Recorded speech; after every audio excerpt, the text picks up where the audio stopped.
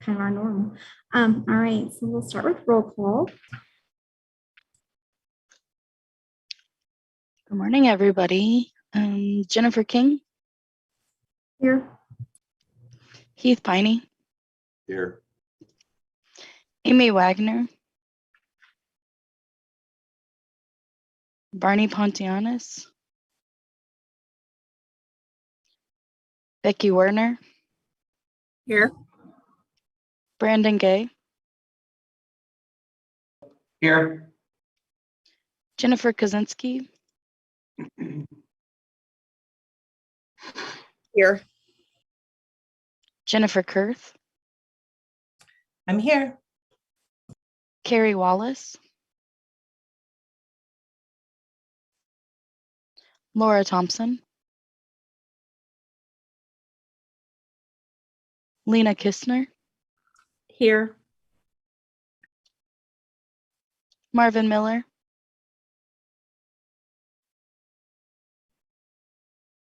Here. Matthew Ramsey, Here. Michelle Warner, Here. Paul Buck, Good morning. I'm present. Rebecca Schultz, Present. Sabrina Rischel, Present. Tobias Wood, Tobias is here. Trisha Backman, Here. Dr. Troy Pish, Whitney George, I am here. Mike Burgess,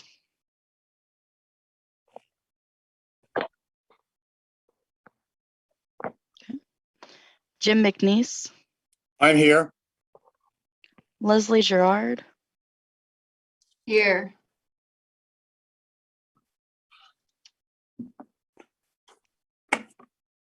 Rocky Nichols,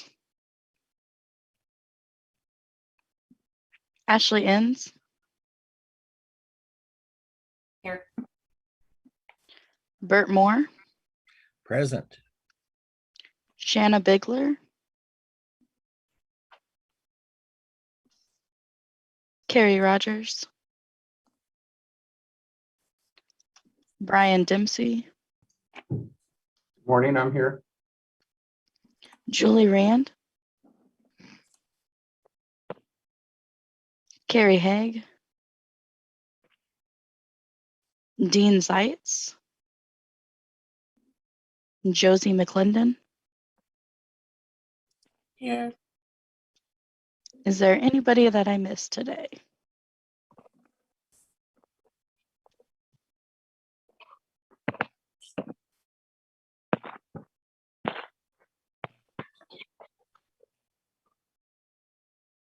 All right, then I'll turn it back over to you, Jennifer. All right, thanks, Kayla. Next up is the review of our agenda for the day. And then when you've finished reviewing that, if you don't have any changes to suggest, I would entertain a motion for approval. This is Tobias. Barring any suggested changes, I move to approve. Marvin, I'll move to second that. This is Lena. I just had a question. Are we having ex officio committee reports today too? Because we had them yesterday. I just didn't know if they're intended to be both days. I saw that on there, but I think that we left it there so that it'd be like whichever day we had time. But I think that we were planning on having the state board one today since Jim McNeese is with us. Wasn't yesterday, but the others were done yesterday unless they have something to add to those. Is that correct? That's correct. Okay. Good question. Thank you.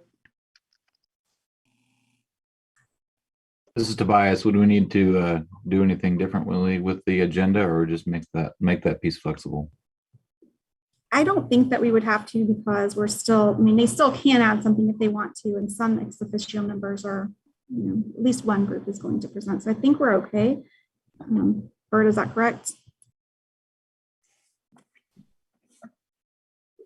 Can't get my mute button fast enough. That is correct. I think we left him on there in case we didn't get things covered yesterday and they'd have that opportunity. And Jim was at the state board meeting. so he was unable to present. So I think leaving them there does not present a problem because they can just say that they presented yesterday. All right, perfect. So we're ready to vote then.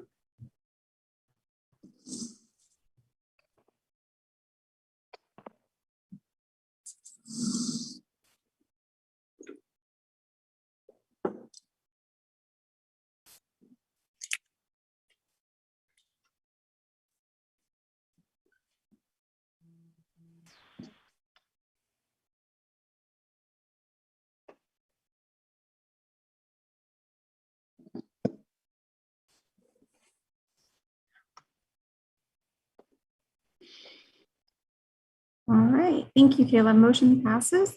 And then we'll move on to the public comment portion of our meeting. Do we have any public comments scheduled for today? I have not received any at all. Okay, all right, then we will move right into federal funds with Dean and Christy. All right, hello everyone. Let me get my PowerPoint up here. Oh, and let's turn on my video too. Just a second. Well, and while I am getting this turned on, first of all, hello. For those of you who don't know me, my name is Dean Zeitz, and I am the State and Federal Programs Coordinator here at the Kansas Department of Education. And we're going to give you just a little bit of a, there we go. I'm going to give you a little bit of background and information on federal funds, the kind of some of the general rules of the road, but also talking really pretty specifically today about some of the unique qualities of special education funds, federal special education funds, as well as what we do at the state level to monitor compliance and ensure that they are being used in a way that's improving outcomes for students with disabilities. And give me just a second while we're getting the PowerPoint up and going here. Also, I will note that we were given 45 minutes today, and if we, oh, perfect, wonderful. And if we want to take 45 minutes as we kind of talk through some of this, that is just fine. Yeah, it'll kind of be, the length I think is going to be driven a little bit by the kinds of questions that folks have, and I do want to encourage questions and discussion as we go through this, because I think it's going to be a lot more effective and engaging if we kind of go, if you kind of jump in as we go along, rather than necessarily waiting until the end. And I will also promise that for this presentation on federal funding, you like my stalling while I get my PowerPoint up. For this presentation on federal funding, there's not going to be any math. We're not talking dollars and cents here. This is not about accounting. This is really more about policy, the policy side of things in terms of how the use of funding and the rules around it that are in IDA, how that drives outcomes for students, and also the specific requirements around it. Okay, so, all right, so I've got it up and going. Let me share my screen here. And, okay, so first off, are we seeing the actual screen and not the presenter screen? Okay, perfect. Thank you. And apologies, I'm getting over what I hope is a cold. Hopefully it's not COVID. We're still waiting on the test. But anyway, so as we're going through this, Bert or Kayla or anyone, if there's questions or comments that pop up in the chat, if I could ask one of you all just to flag that and let me know, because from the presenter screen, it's kind of difficult to see that. So Jennifer or anyone else, feel free to jump in and let me know, because again, we do kind of want to address questions as we go. Okay, so federal funds. So first up, let me give a little bit of a primer on federal funding, a little bit of background, okay? And it's important to understand that a lot of the rules of the road that pertain to the Individuals Disability Education Act funding, IDA funding, a lot of it has its roots back in the 1965 passage of the it wasn't the Elementary and Secondary Education Act then. It had a slightly different name, and which is unfortunately escaping me at the moment. But the original law that was passed under the Johnson administration to combat poverty was one of the first, and certainly the first major federal educational investment in grants to schools and to states. And in that original law, there was an intentionality not to put in a lot of additional provisions or restrictions. It was very much in fact, the entire law itself is only a couple pages long, and really the requirements portion could be summed up in less than a paragraph. Because there was very little. It was very much here states is a tremendous investment of money. Here's a lot of money. Go out and improve results for your students in poverty. And what they quickly found out was that the state said, for the most part, said, thank you very much, and took that money and then decreased their local expenditures and spending, and used that basically to help provide to provide exactly the same level of services that were being provided before, but out of this federal money instead of using state or local aid. And again, excuse me, I'm sorry. So shortly thereafter, there was some revisions made to the Elementary and Secondary Education Act that began to layer in some additional provisions and requirements to ensure that the funds that they were given at the state level were going to provide additional services. And the little cartoon here, from the Jack and the Beanstalk with the cow, in some ways you can really kind of sum up the idea of the federal aid that we get with the story of Jack of the states getting a cow with the expectation of going out and getting some food and milk and supplies for the family, and not squandering it or wasting it on something else. And this one just kind of resonated too because of the subject to the approval of our attorneys. So kind of fast forward to today and to the Individuals with Disabilities Education Act in particular, because special education funding is special even among all the different federal programs. So, I talked a little bit already about the Elementary and Secondary Education Act, which does today's iteration, which is the ESSA, Every Student Succeeds Act, that was passed just a couple of years ago. Even that law, even that law has a lot of different requirements for both the state and for the localities with respect to using the funds, what the funds can be used for, measurements of success, et cetera. But for the most part, the requirements in laws like ESSA and things like Perkins and others, there are requirements, but if you don't meet the requirements, there are different waiver options that may or may not be granted, but there's at least provisions that allow for waivers, to ask for a waiver.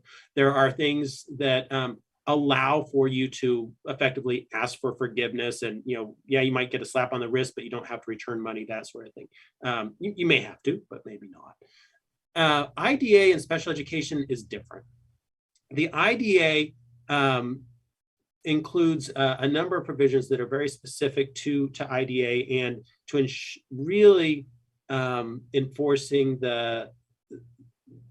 and really ensuring that, putting in some safeguards to ensure that the funding goes to support students with disabilities. And among those are the maintenance of effort at a state and local level. And while there are similar kinds of laws or rules for, say, ESEA around maintenance of effort, the IDA requirement is very different in that it really has no flexibilities in terms of allowing you to decrease the funds without one of only 4 different exceptions to reduce funding, and all 4 of which really have to tie back materially to the needs of services within the district. And I'm not going into a lot of detail on this today because this is something that we have covered elsewhere, but we can talk more about that if folks would like to. But then similarly, and this is unique, at the state level, there is a state maintenance of fiscal support requirement, sometimes also called maintenance of effort because conceptually it's the same thing. But at the state level, states cannot reduce the amount of funding that is made available to support students with disabilities. Cannot reduce the support for students with disabilities. And there is no waiver or exception here that allows that to be decreased, period. The U.S. Department of Education doesn't have the authority to waive or reduce, or doesn't have the authority to reduce it. And KSDE as a state agency certainly doesn't. There's no mechanism, and Congress intentionally created the law this way. Now, some of you may say, well, but wait, I thought Kansas received a waiver for maintenance of fiscal support back in 2012 or so, and that is true. But what that is not, it was never a waiver to reduce the level of funding or to ask for the funding level to be decreased going forward. What can be requested in very, very limited circumstances is a one-time request for to reduce because of some catastrophic event. And the bar for this is pretty darn high. In the case of the reduction back in that was requested in about 2012, that tied back to what was at the time of the Great Recession and a time of all state funding being reduced, not just in Kansas, but around the country. And even then, it was only a proportional decrease that was authorized, proportional with the cuts to everything else. And this is really important, and as soon, the waiver only applied to that year. It didn't reset the bar of how much Kansas had to spend. It just said that, okay, so you spent approximately $400 million on special education in 2008. And then in 2009, it drops down to $370 million. Well, that waiver doesn't allow us to keep the spending level at $370 million. It just gives you that one-time exception. The next year, it's back to that $400 million.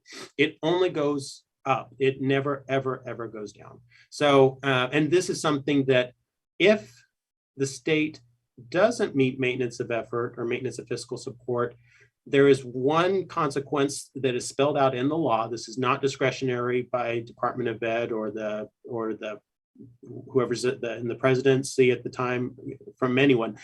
The one and only consequence, the consequence is that the funding will be reduced to the state.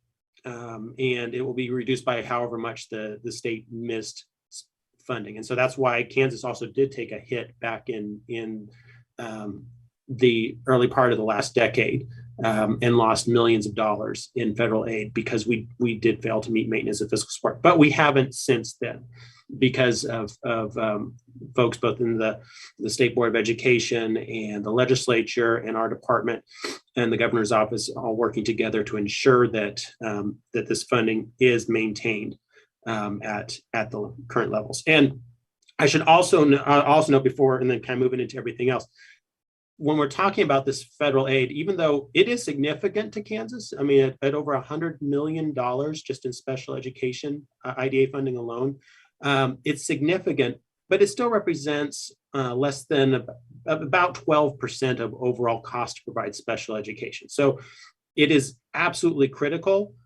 but it needs to be taken in perspective of the total funding that is needed to actually provide special education services to students. So the next piece that is kind of unique about special education funding is that there's a separate test that we do check for that requires that special education aid must always be in excess of the services made available to all students. And this is colloquially it's called the excess cost test, and it is something that is done as part of the maintenance of effort report that our districts complete every year. And it is something that has to be completed by every district. This isn't just at the co-op and interlocal level, even though they are integral to completing the report. The excess cost test looks at how much it costs to provide just regular education services to all students, and calculates that average per pupil cost to provide education within a given district. And so that's the total amount of state and local aid that gets expended to provide just educational services to all students, divided by the number of students in the given district to come up with a per pupil amount. And it's calculated at both an elementary level and secondary level. And the reason that's split up that way is because that's specified actually in the law, and has to do with the fact that providing an education, there's a number of additional costs when you get into secondary education that can be higher than in elementary. You've got more extracurricular kinds of things and other costs that kind of distort things. So Congress years ago decided that should be calculated as two separate tests. But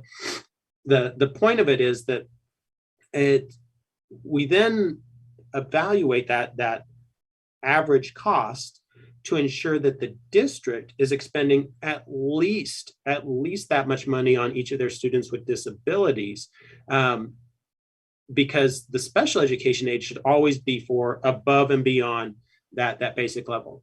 And this is something that in today's age, it's really a foregone conclusion that a district's going to hit and make this test. But it wasn't always the case. And there's a reason that this is part of the laws, because there was a time when this wasn't the norm, where students with disabilities, regardless of the kinds of services they may have required, were being educated in a completely segregated environment, or mostly segregated, or with parallel curriculums and services, and not as part of the mainstream with their peers. That still happens, but not in the way that it was perhaps when this part of the law, which really predates or dates all the way back to the 70s, when it was a truly separate environments. But it is something that is still there and that we do still test for. And then kind of related to this, and this is in some ways is probably even more relevant to today, is there's a requirement in IDA that state and local funding models may not induce placement into more restrictive environments, whether intentional or not, it doesn't matter. And this is part of an assurance that we actually have to review and sign off on every single year as part of our annual application to the U.S. Department of Education when we submit our funding requirements. And it's something that it's ongoing. It has to be evaluated in an ongoing basis. And it is a requirement at both the state. It's a requirement of all of the funds, so it applies to both the state and the federal level. But what that means is, as in practical terms, is you can't have a system that however it may have been devised, that leads to students being placed in more restrictive environments than they would otherwise be placed in. So a good example, and we're going to talk a little bit about this towards the end when we're going through some specific findings that we've had in our agency. You can't, for instance, have oh, I'm sorry, was there a question there? Okay. So for instance, let's put it in very practical terms at a local level. You can't set up a system for early childhood in which there are more inclusive classes, and with that any student can attend versus classes that are only for students with disabilities, where the placement in the class is determined by how you're funded, or whether you are paying to be there, whether it's paid for out of at-risk funds or other early childhood funds, things like that lead to students being placed in more restrictive environments, is not allowable under IDA. And we do actively work with our team and the early childhood team, actively work with districts to, when we do find that, to work with them to resolve those issues. But that's just one specific example that does tend to come up quite a bit. And then as I noted earlier, with very, very limited exceptions, the provisions in IDA cannot be waived. This is different from ESEA, the Elementary and Secondary Education Act, and other laws which do have broad authority in the law for the U.S. Department of Education to issue waivers. With IDA, really with the exception of the very specific one-offs with state maintenance and fiscal support and a couple other things, there is no authority for us or for the U.S. Department of Education to issue waivers, particularly when it comes to maintenance of effort or LRE requirements or anything like that. And this is one of those things that we do try to remind districts of, particularly at times like this, where districts are struggling to make maintenance of effort, that if some of are kind of hopeful, well, maybe we'll get a waiver, or something else will happen that will change that. But no, it's not. There is no provision in the law. It's something that Congress is very aware of, that this is the current state of affairs, and they have expressed no interest in revising that. So there really is no recourse if we don't meet these requirements. Okay, so let's kind of talk a little bit about what our team does to oversee these requirements. And again, when we're talking about what our team does, so Christy Weiler and myself, and of course Bert and the rest of the team, and then the broader kiosk team with Brian and everyone else, it really fits into these fiscal requirements. Fiscal monitoring really fits into the bigger picture of improving outcomes for students. And this slide, and it has the LEA single audits and consolidated fiscal monitoring above some of the others. That's more to do with just the limitation of space. It actually should be read as being on the same level as like the timely and accurate correction of findings, IDA file review, et cetera. It's not over the others. It's part of it, but the slide's only so long. But it all feeds into our overall umbrella of the Kansas Integrated Accountability System, as well as into the Youth Outcome Driven Accountability, that's our risk-based system that helps inform our more intensive supports to districts. And we're going to talk, I'm going to be talking about really the consolidated fiscal monitoring, because we do approach this while there are specific fiscal tests for special education that we've kind of talked about, that I mentioned earlier with the like maintenance of effort and excess costs.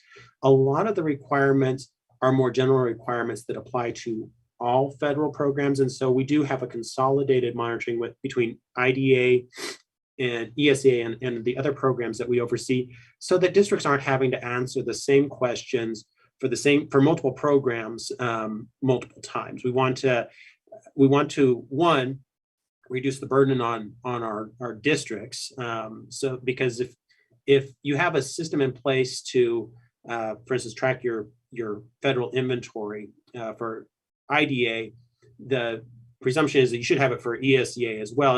And so we both don't want to ask that question across multiple programs, but two, we want to ensure that at that local level, that there is a recognition that this is something that applies to all these different programs and that it is in place for all of them. So it's also about making sure that we're bringing the right people in at the district level to be part of this accountability system.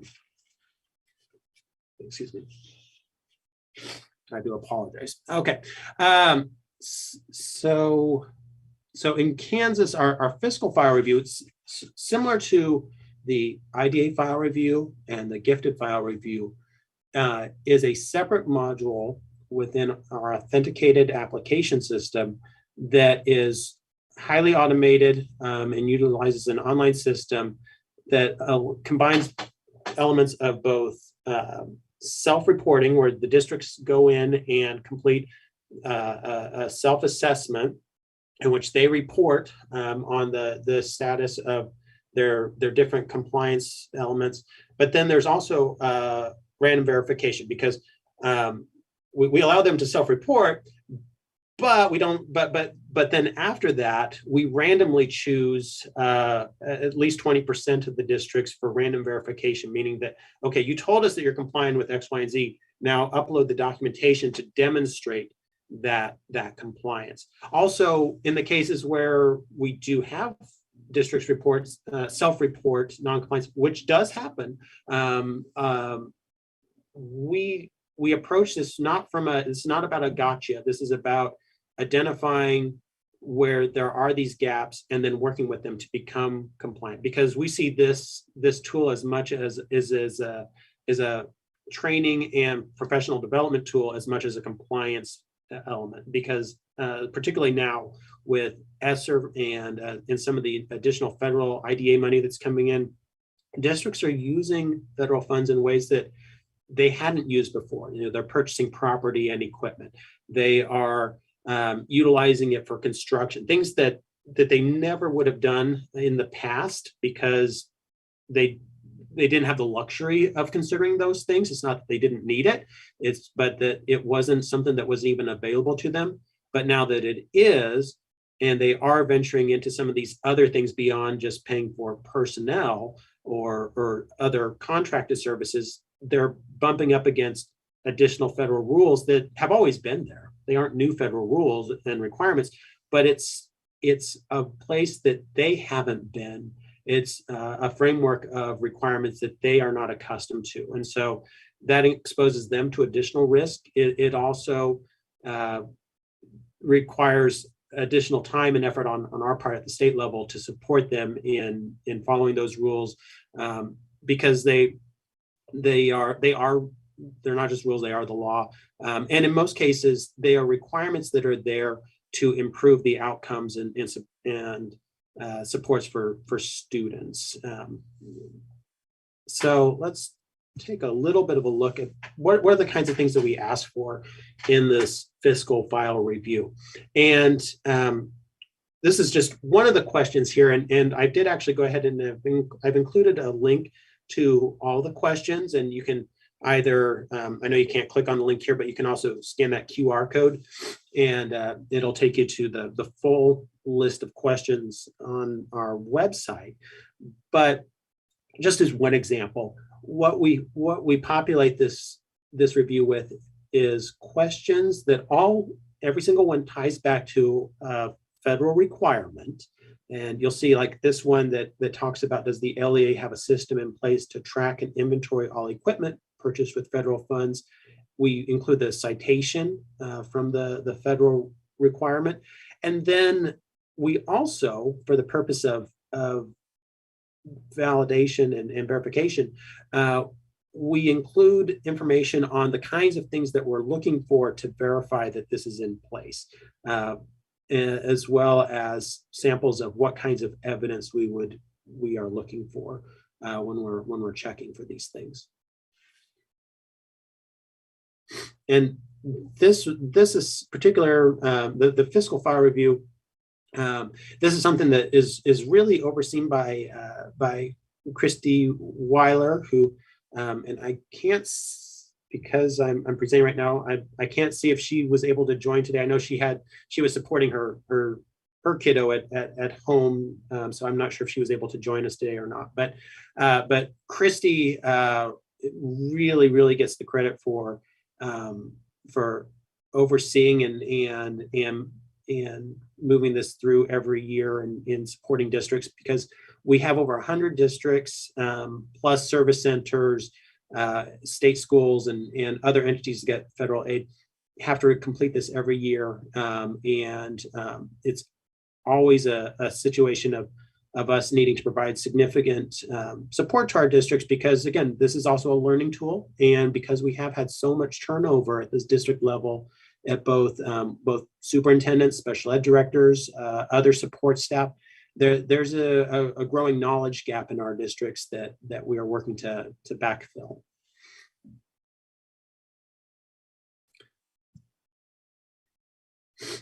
And then we also kind of want to call out for our federal fiscal funds how it factors into the larger youth outcome driven accountability analysis, our YODA. And what we have here is a list of many of the factors that go into determining the overall risk of a district when we're evaluating it from an internal perspective. This is not levels of determination that you may be familiar with. This is about identifying those districts that need the most intensive overall support from our team. But out of all of these, we have several metrics that are really pretty that can specifically tie back to the fiscal requirements, or in some cases kind of overlap, like the timely correction, as well as timely reporting and monitoring findings. So our single audit results, timely reporting of data, the monitoring findings, and timely correction of findings. These are some of the specific places where it ties back to the fiscal requirements in the federal funds. And not going to spend a whole lot of time on this slide, other than to say that some of the other things that we consider as we are overseeing our districts from the federal funds perspective. Some of the things we think about when we think about risk is the total amount of federal funding that LEA gets, because of course the more money they receive, the larger risk it is to the federal government. But at the same time, we as a state have kind of shied away from using that as a guiding metric for providing additional supports and oversight of our districts, because if you focus only on the amount of money that an LEA receives, it really can lead us to start missing some of our smaller LEAs, which in Kansas is the vast majority of our districts. In addition, the single audits, which are a required audit that has to be performed for any LEA that that expends at least $750,000 in federal dollars in a given year. And that's across all federal programs. It's not just education, it's not just special education. It includes any aid for school meals, et cetera. That's an extra layer of oversight that comes from outside accountants, CPAs that do these audits of districts, and that then gets reported back to the Kansas Department of Education and is reviewed by our team,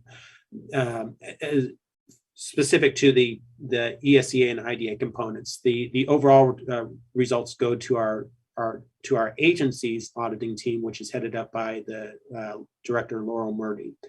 But these reports, which are completely guided by questions that are in what is called the single audit compliance supplement that is put out every single year by the U.S. Department of it's put out by the Office of Management and Budget through the White House, but the education portions are all done in concert with the U.S. Department of Education.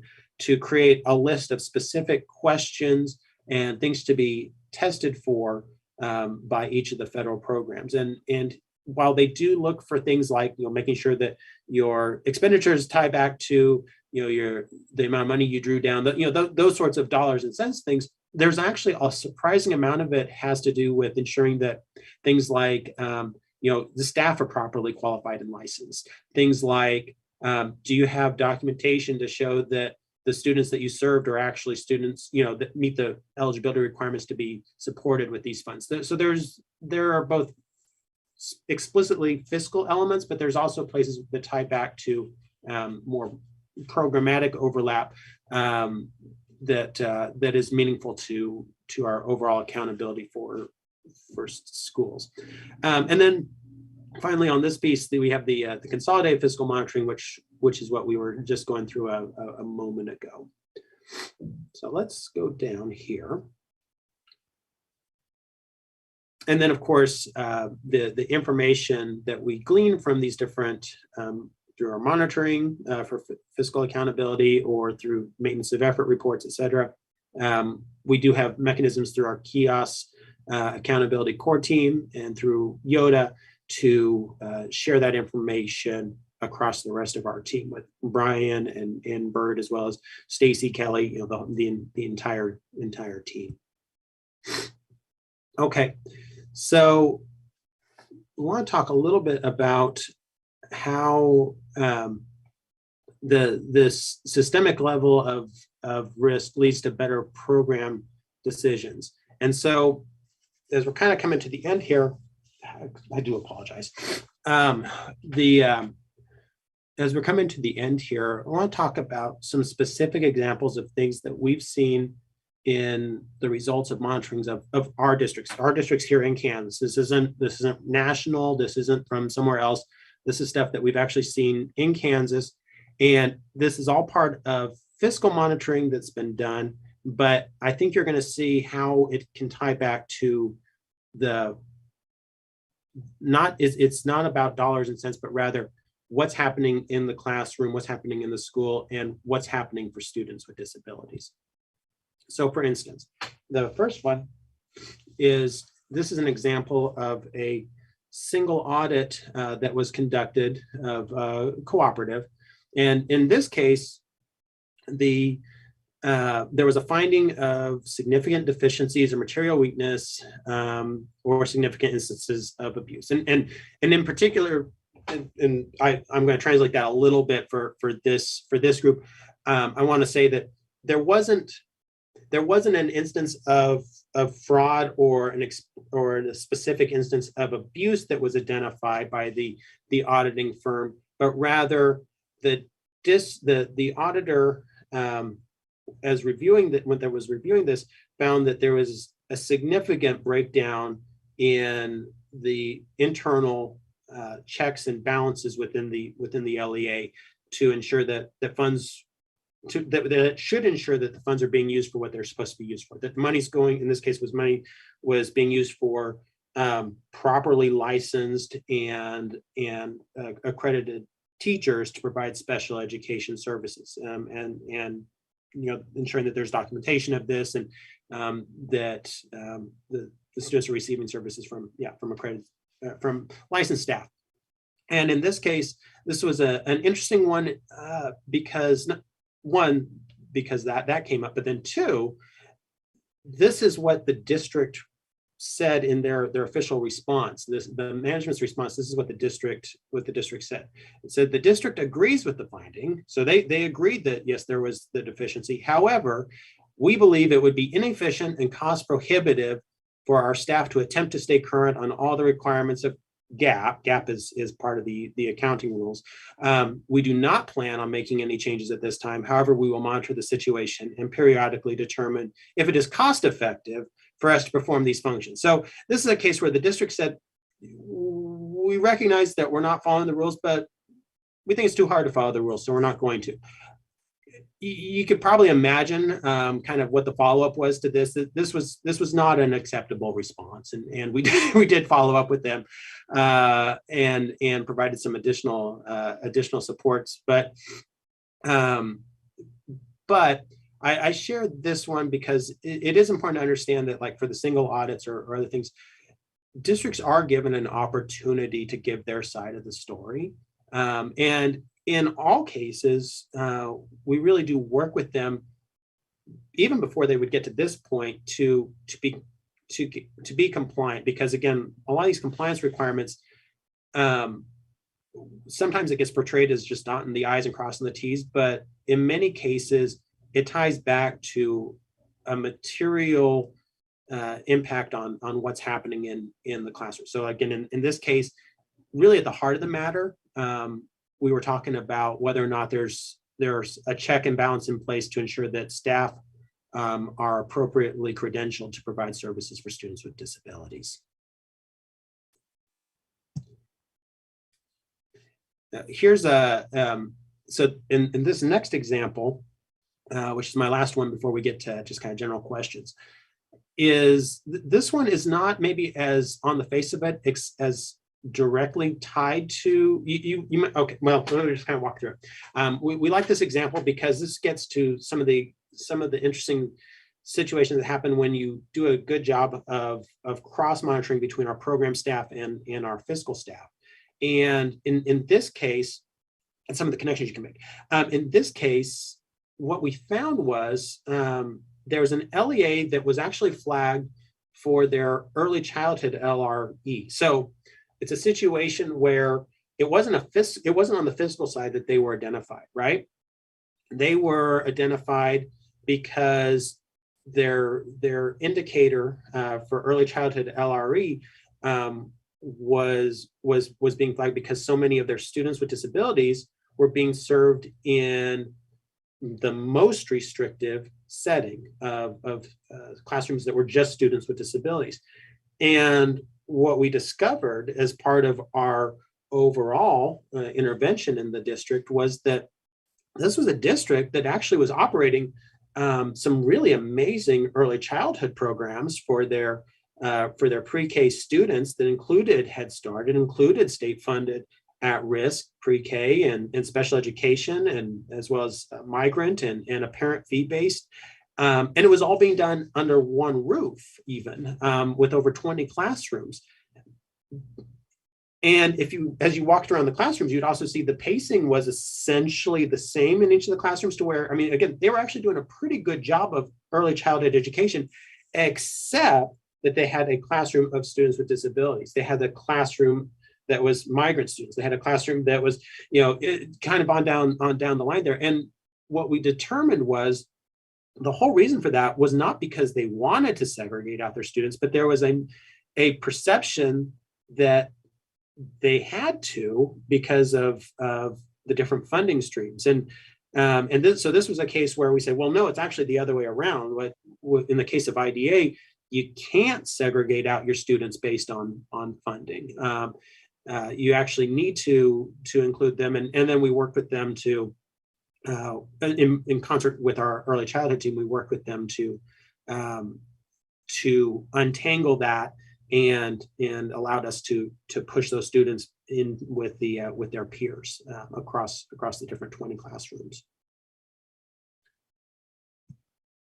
And then finally, just because this has been coming up more and more, we always like to include a slide on the reporting of fraud, waste, and abuse. And this applies to any federal aid, but we are getting more and more of this recently with all the additional federal aid that's coming in. And this particular link and phone number goes to the U.S. Department of Education's Office of Inspector General. So that was kind of an overview of our federal funding accountability system and why it's important to support how it supports our overall outcomes for students with disabilities and all other students.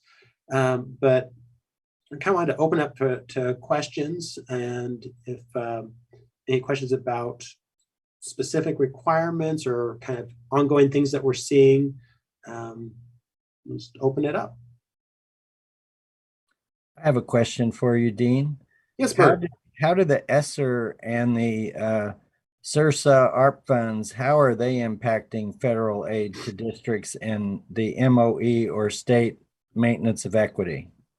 Okay, good question. And I debated whether to put in the slides on that again. I didn't because I know we've talked about it the last couple of times, but yeah, it is. So both the extra maintenance of the extra ESSER aid, as well as the additional IDA aid made available by the American Rescue Plan, this injection of federal aid is devastating districts right now in Kansas with respect to maintenance of effort. And let me be really clear on what I'm saying there. It's not that the aid isn't needed, and it's not that the aid is bad. The problem is there are districts that are choosing to use this additional federal relief aid to supplant their local spending rather than using it to provide the additional services it's intended to be used for. So think about going all the way back to what I said originally about, the original ESEA that was passed back in 1965 without any strings attached to districts and states at the time, using the money to do what they always did, but just to replace their state and local aid.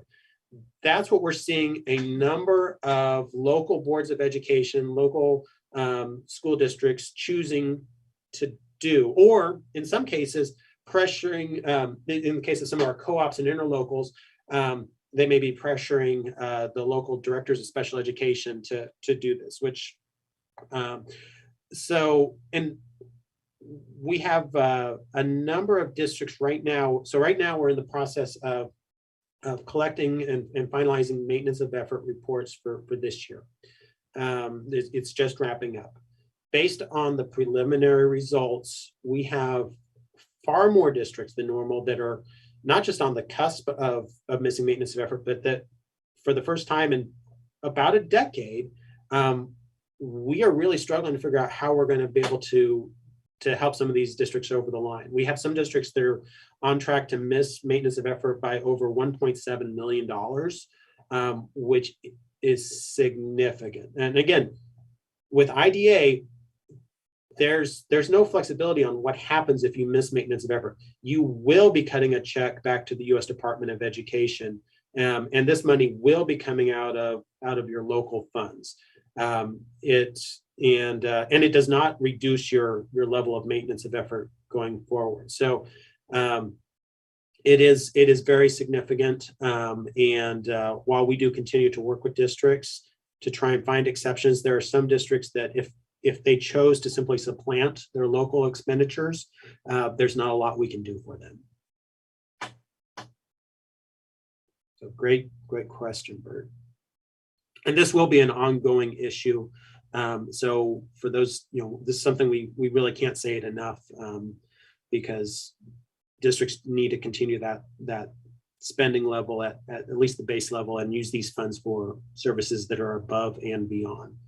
I will also note that because sometimes we hear districts say, well, sometimes there are folks that, whether it's districts or elsewhere, that say that, well, the funds, maybe we didn't need this extra aid, or we're having a hard time spending it, which we recognize that.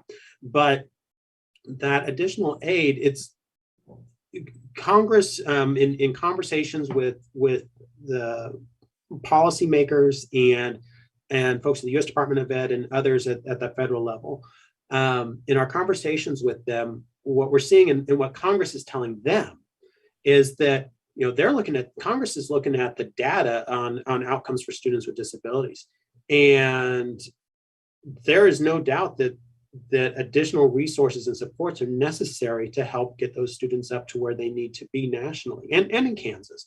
When they look at reading scores, when they look at math scores, et cetera, sure, there's room for improvement for all students, but students with disabilities are disproportionately falling behind, or disproportionately behind their peers. And so these significant investments by Congress, they're being done for districts to go above and beyond what they've done before to do more for students with disabilities. And that's what we'll be watching for.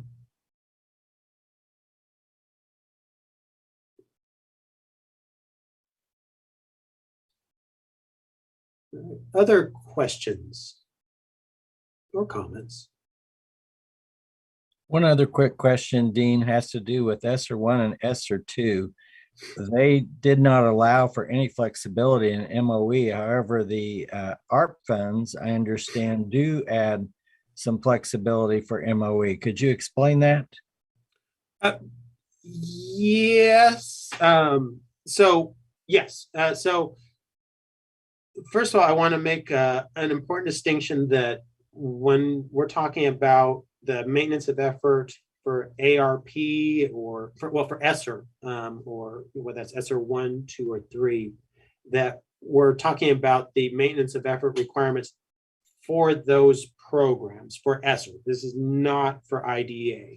There is nothing in the CARES Act, in CARISA, or ARP, the American Rescue Plan. There's nothing in either of those 3 laws that allows any additional flexibility or waivers for IDA spending, even though the additional federal aid may make it more difficult for districts that do choose to supplant funds with IDA. But for ESSER 1, 2, and 3, there are some different local level requirements, and really it wasn't until ESSER 2 and ESSER 3 that the local requirements for maintenance of effort kicked in for ESSER. And in the case of ESSER 2 and 3, they have, U.S. Department of Education has recently released some additional guidance that does make it easier for those districts to meet their maintenance of equity requirements, if they're particularly for smaller districts, as well as for districts that that only have one school building or are under 1,000 students overall. And that's important because the maintenance of equity and maintenance of effort, the maintenance of equity requirements under ESSERs 2 and 3 looks a lot more like the comparability requirements under the Elementary and Secondary Education Act, which we already do under Title I. And essentially, I'll give you the quick version of it. Essentially, what's being measured and tested for there is, are districts that are receiving ESSER aid, are they utilizing that aid equitably across their buildings, or are some of the more affluent buildings getting more than the more impoverished buildings? So it's a test to make sure that the funds are being used equitably across the district. And then similarly, there's a requirement too that that staffing is equitable across the district, that you're not sending all of your substitutes and temporary staff and your less qualified staff to to some buildings, while other buildings are getting the more veteran staff and the folks that are more experienced. So there's really tests on a couple of different levels there, but the main flexibility is around smaller districts of under 1,000 students, or districts that only have a few buildings. Thanks, Dean. Good question. Yeah.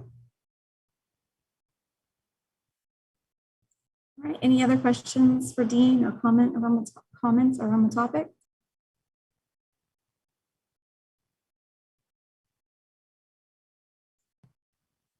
All right, well, thank you. It's a lot of really good information. So I think it's just a lot for those of us who aren't as familiar with this to process. Absolutely. So, well, thank you all for your time. We'll kick it back to you, Jennifer.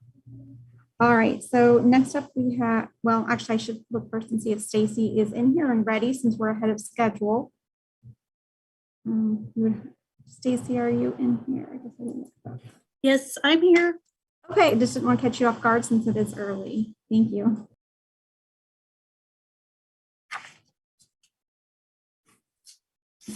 Okay, so this means I'm up, right? Okay. Good morning, everyone, and thank you for having me on this morning. I will really want to talk about something exciting that we have been working on for a while, and it's finally being able to have an outcome, which is always exciting. This all started probably last May. when a team of us participated in the National Technical Assistance Center on Transition, the collaborative known as INTAC-C, another acronym. And one of our goals through our Capacity Building Institute was how do we coordinate transition activities, professional development among agencies. We know there's a lot of great things happening in the state of Kansas, but how do we coordinate and communicate with each other kind of in a central kind of system? So one of the goals was, and that we came out with, was the Transition Coordinating Council. And we came up with a mission. And, you know, as long as with other missions, you always want to revisit that. So Kayla, if you want to post that. So one of the purpose that we talked about was the mission of the Kansas Transition Coordinating Council is to ensure each student with a disability in the state of Kansas is supported and prepared for post-school life. The purpose of KTC is to convene stakeholders from Kansas state and local agencies focused on a seamless transition from education to post-secondary outcomes for young adults with disabilities, and empower dynamic collaborations with partners and stay solution focused.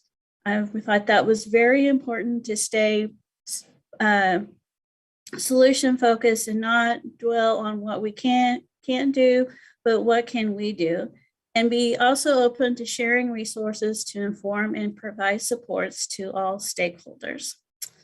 So our group that participated in the Capacity Building Institute really thought a lot about who we needed to invite initially. We probably anticipate that more partners will join us, but as with anything, when you're starting something, we wanted to start something small, get our feet on the ground, and really gets really settled. So then our members currently for the council are, Kayla, you want to do the next slide? Is the Vocational Rehabilitation Families Together, Kansas Association of Special Education Administrators. This organization membership represents special education directors across the state. The Kansas Technical Assistance System Network, TASN, you may have heard of that. Kansas University on Developmental Disabilities, Kansas Department of Health and Environment, Working Healthy, and us from here at KSDE, we tend to be the host. We didn't want to be the true facilitator, so we are the host. We have had the opportunity to have a outside facilitator, James Sinclair, who was our assigned facilitator at the Capacity Building Institute. And we really liked working with him so much that we persuaded him to continue to work with us, our Kansas team. And he, I think, has done a really great job in working with all of us and really having us truly define what it is we're wanting and have a focus and purpose. So our membership meets once a month. They're facilitated by James, and we do have an agenda. We talk about what current transition problems and needs, supports, and solutions. So it's really kind of sharing what we're struggling with, and also updates from each of our members. And also we share successes of what's going on. As we were developing this and talking among ourselves, it's like, we really need to share this out with everybody in the field. And so that's the creation of our first newsletter. Kayla, you want to, next slide, please? Thanks.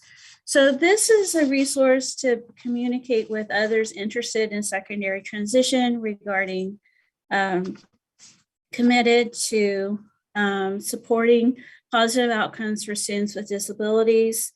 It's hopefully to provide a central, comprehensive, collaborative resource regarding secondary transition, professional development opportunities, and resources happening within Kansas.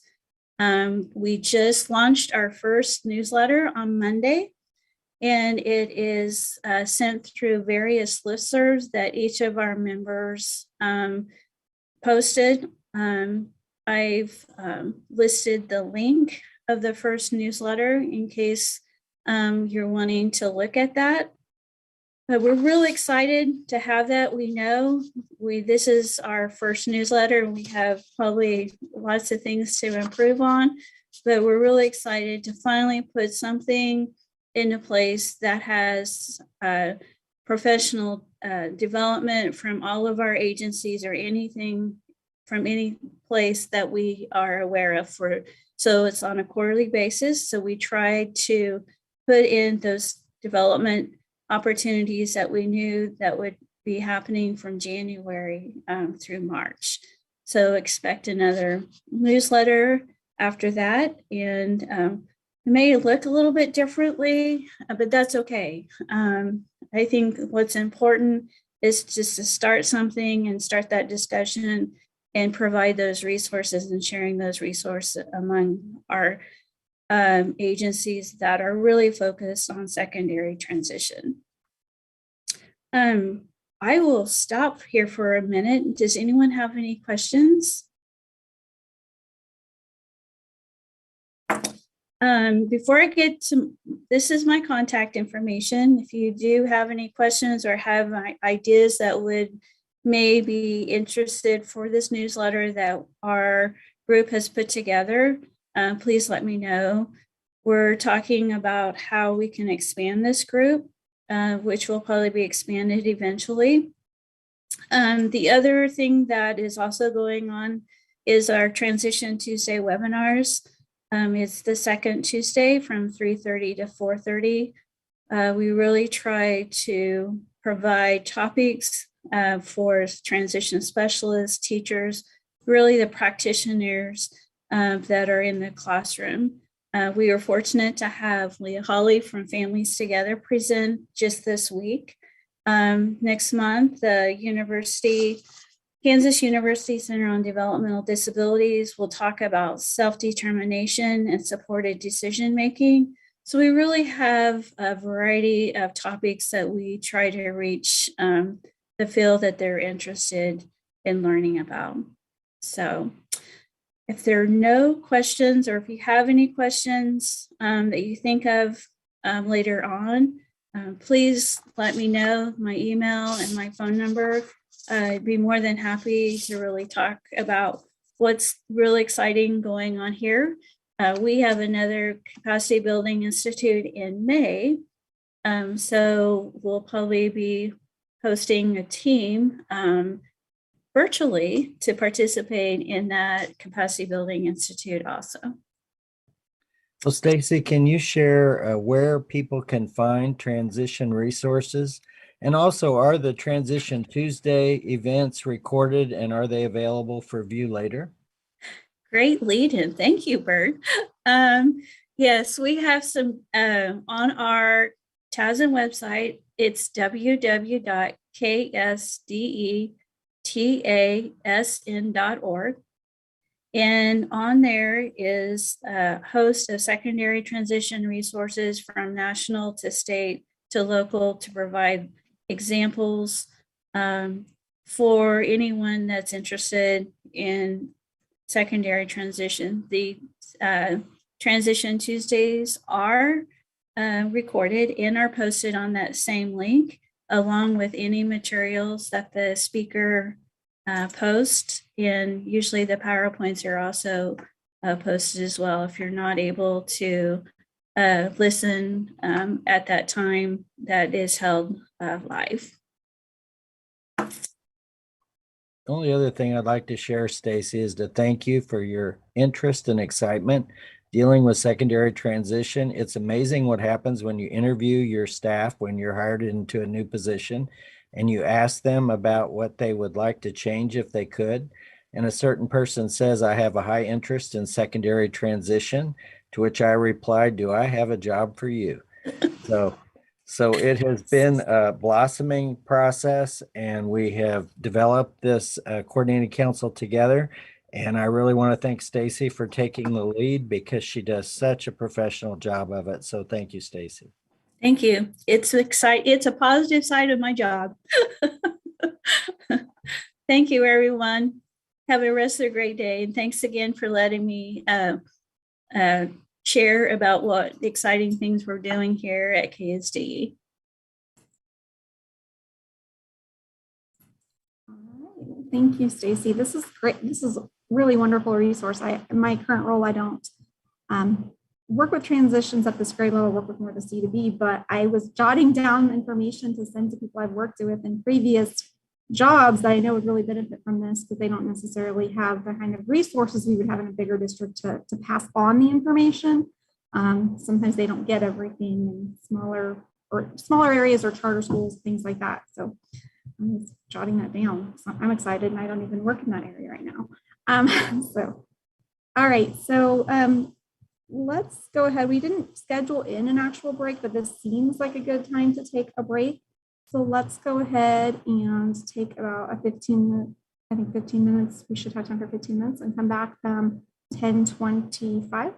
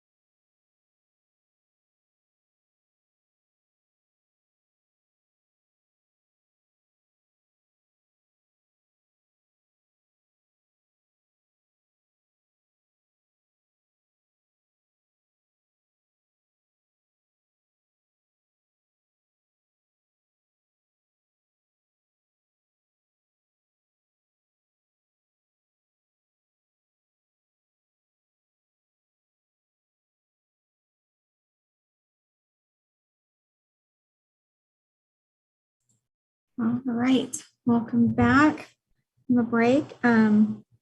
Next up, we have the state performance plan and annual performance review. I'm not sure who's taking the lead on that, Brian or Bert.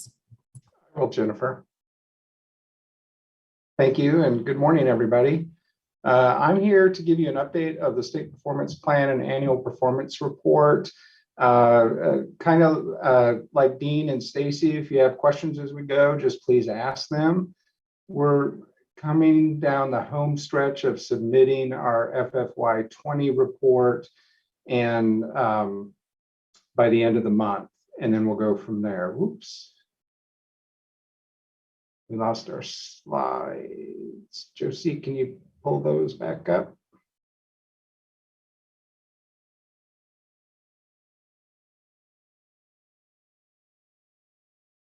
I'm working on it since you sent me a different one. Just give me 1 second. As Josie's doing that, if you recall, we came to you this summer with our targets and our baseline. So we are wrapping up the prior 5-year cycle. We wrap that up. So we're starting a new 6-year cycle. So with new baselines and targets for some of the indicators, we came to you and presented you information. We asked for your input and we thank you for that. We asked other stakeholders for their input, which they provided. That helped us set the baselines and the targets for our indicators. So there's a couple changes I want to talk to you about today that came up. We used the data we had at the time, and as we analyzed data as we moved along, there are 2 changes that I wish to address with you. So where we're at. So this gets input into the federal system. The EMAPS system is where our data is reported to the feds. They upload it into that and they open it to us. So as we've worked on our data throughout all of this, and then we arrived at that, and then so EMAPS opens up the end of December. So this is kind of the timeline of where we're at. So this has to be submitted by February 1. Our goal is the last week of the month, so we don't run into anything at the last minute. EMAPS opens up, so they use our data, but we want to verify that that's okay. So the process we're in right now is comparing the templates that we had for the new cycle. We fill those out with the data, and then when EMAPS opens up, all of our leads go in and they look and make sure that the data is right. Sometimes there's some changes and we figure that out. Sometimes the templates don't align, especially now that we're starting a new cycle. So the Department of Education makes some changes and those show up. So there's a couple questions in a couple of the indicators that weren't in the template. So we're drafting our responses to those. So next week we meet as a group to finalize all of our indicator data and to address the additional questions, to follow up on slippage and the slippage statements. So that's what we've been doing since we met this summer and talked to you about the indicators and what our changes are. So for today, I thought I would just kind of go back through the indicators, remind you what the changes were, and then talk about maybe some differences that happened since then and go from there. So indicator 1 is graduation. And the change there is we have a new data source. We didn't have a choice in this. So this is brand new this year. So our baseline starts this year. And our indicator 1 is what we call a lag year. So for FFY20, we're actually looking at the 1920 school year. Now remember, schools closed in March of 20. So our graduation rate for indicator 1 for that school year is good.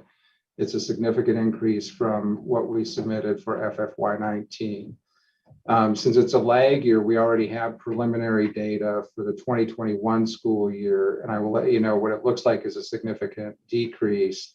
So there will be slippage next year, but we don't have a choice in that.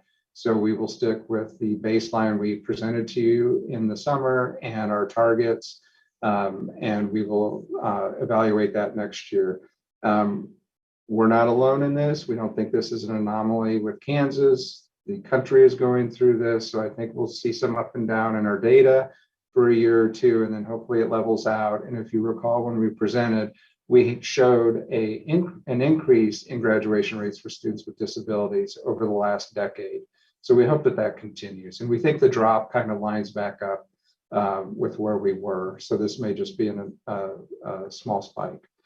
So that's going according to plan. Indicator 2 is the dropout data.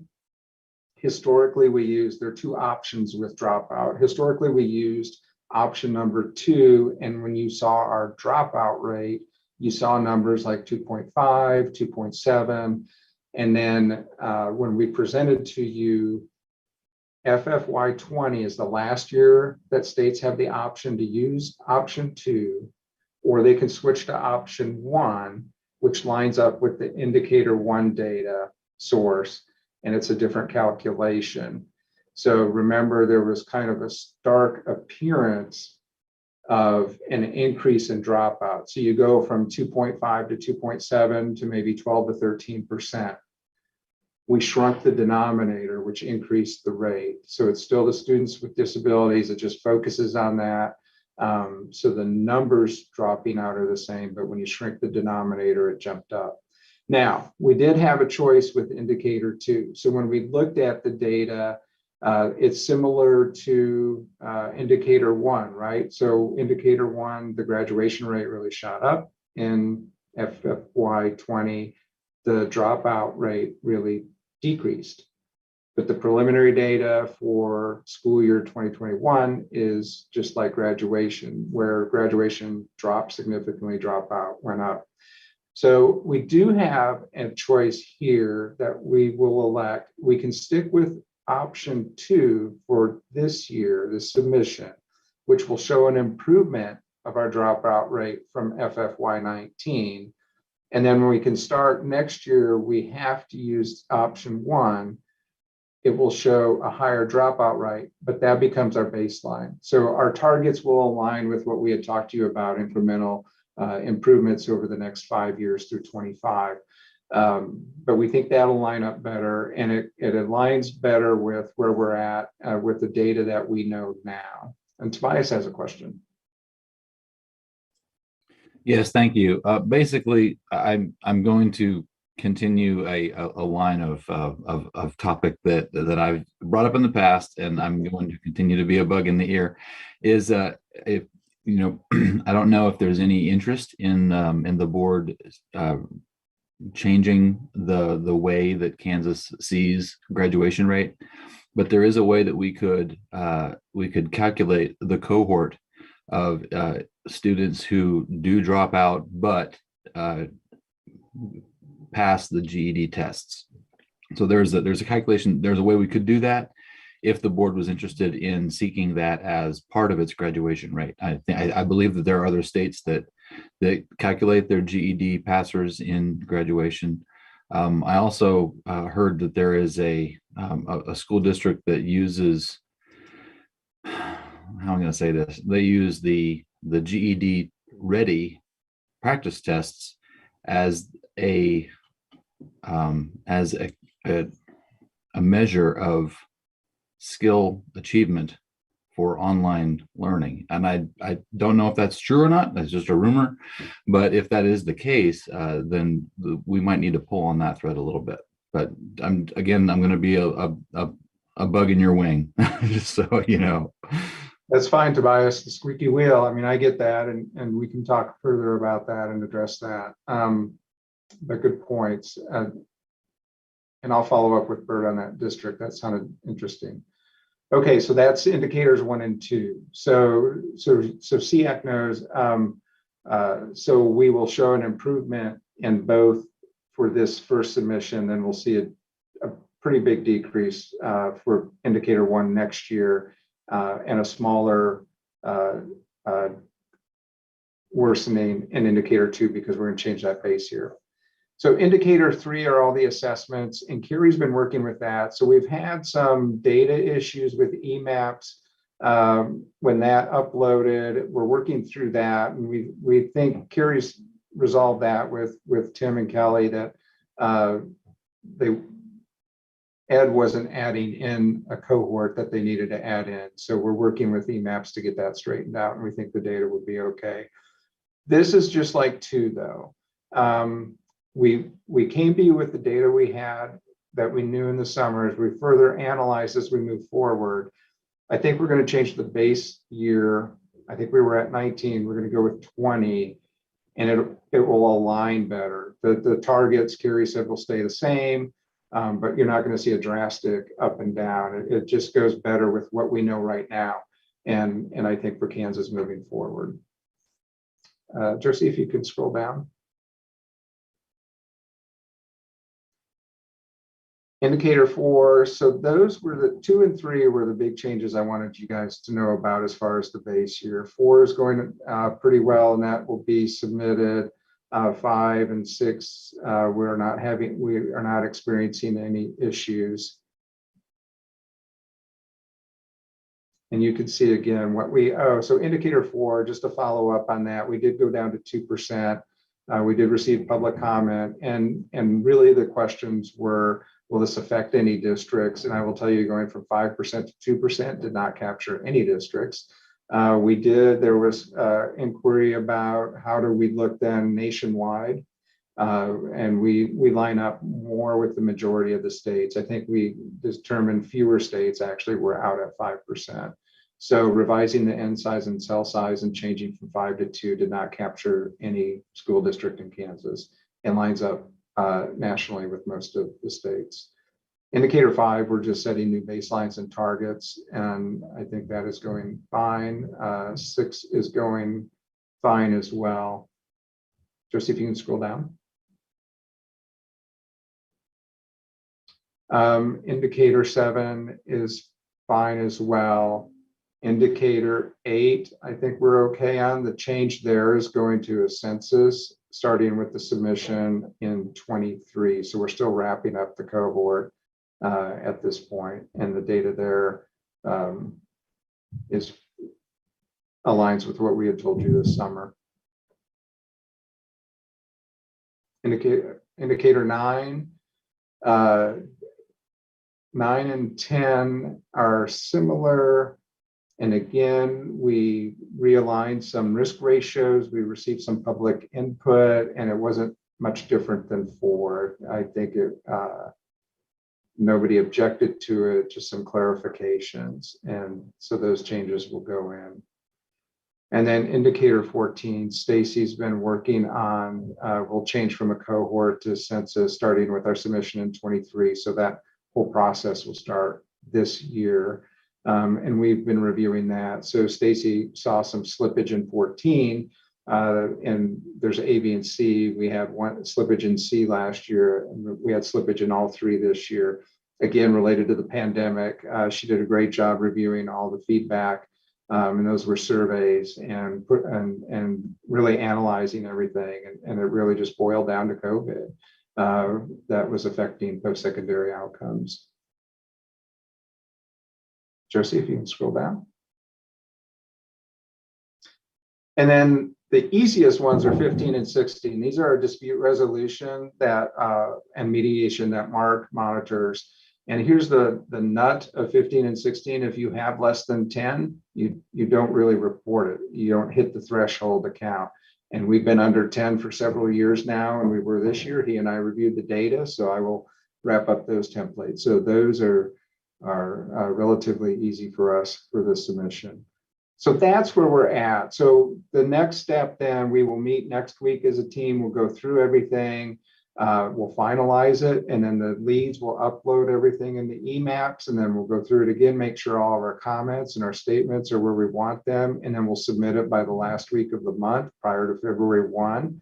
Then OSEP will review it and provide us some feedback. So I'm happy to come back. I don't know if we need as much time, but I can update you as we go back on OSEP's feedback if you'd like me to do that. But for today, that's kind of where we're just wrapping up. I don't have anything really final for you.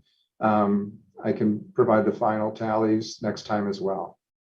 So I'm open to any questions.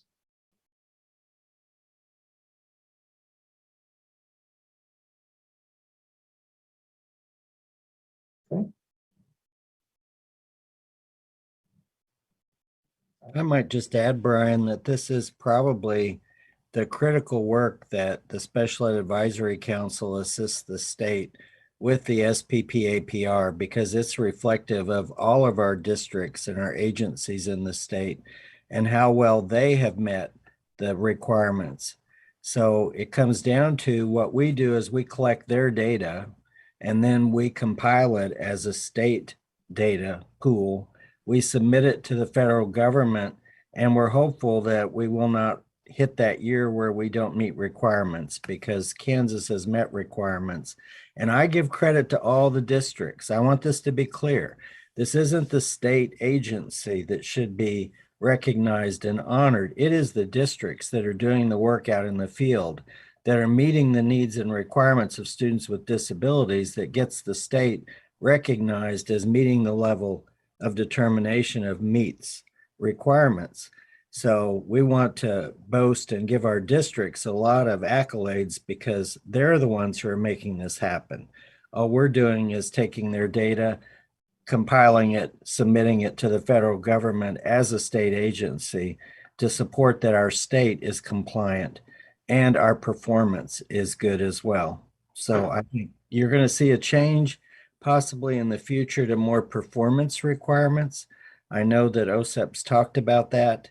We'll see with the new director what direction that she'll take us in, but at the same time, I want to thank the SEAC for providing us with our targets and the target setting. And if we do get feedback from Washington, then we will immediately share it with you. I think Tobias has another question. Go ahead. Yeah, basically it's more of a comment. I wanted to again applaud the efforts that you guys are doing with regarding the tracking of special popular those students with disabilities at the college, community college and tech school level, which I help oversee in a way. I've seen a marked effort at the community college and tech school level to not only provide appropriate accommodations for students that do self-identify as having a disability, but also providing accommodations in many cases, the same accommodations that a student with disabilities would have. They are providing any student that just is basically at risk of underperforming receive the same type of accommodations that students with disabilities have. So I'm seeing an increase of that at the tech school and community college level through their Perkins reporting because the special populations definition expanded to include a lot more individuals besides students with disabilities. So there are targeted efforts towards that, and I just wanted to let you know that these efforts are being extended beyond high school years. Thanks, Tobias. I have two nieces, one that will graduate with her attorney degree, her law degree here this coming May, and one who will receive her vet degree within the next month because she's finishing up her internship. Both received accommodations at the college level. So I think the critical key for us as special education advocates is to ensure that students request accommodations when they enroll in school. At my district, we took our students to the universities and we worked with the on-site person that provided accommodations so that the student could go to that facility, see where they could get their accommodations met, and then it was not such a foreign thing to them to have to go and find it. So I think it's critical that districts do work with students to get them to the universities, community colleges, tech schools, and to the department that oversees accommodations so that they can get their accommodations without embarrassment. Because both of my nieces felt like, you know, it was embarrassing to them, but at the same time, they knew they needed accommodations and the professors had no problem providing them. So we just got to get our students more advocating for themselves when they do enroll at university or community college. I might also add that there are institutions that are requiring basically a statement on the syllabus of each class that says if you need accommodations for disabilities, you need to visit this person at this number or whatever. So there are schools that have that on every syllabus. Excellent. We're so glad of that. Well, Jennifer, we didn't take all the time, so we'll give some time back. No, we didn't. So thank you, But Brian. Jim and Tricia might need that time, so. Yeah, that's what, yeah. So, all right. I know they're both in here, so we'll move on to the graduation task force with Tricia and Jim.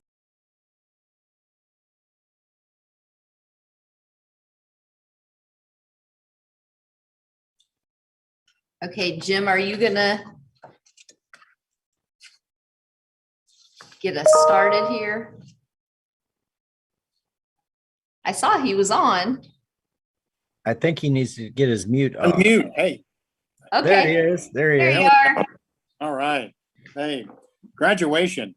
Tricia, first of all, you know, it's been a pleasure to work with you and meet so many interesting and new people. But the state board chose, you know, recently, well, before I do that, I do want to thank Kyla and Tricia for an excellent SEAC annual report to the state board yesterday. You know, I kind of regret that we did not have the traditional breakfast and you all did not have the opportunity to meet personally with state board members. The state board was also disappointed we didn't have the breakfast. We look forward to next year.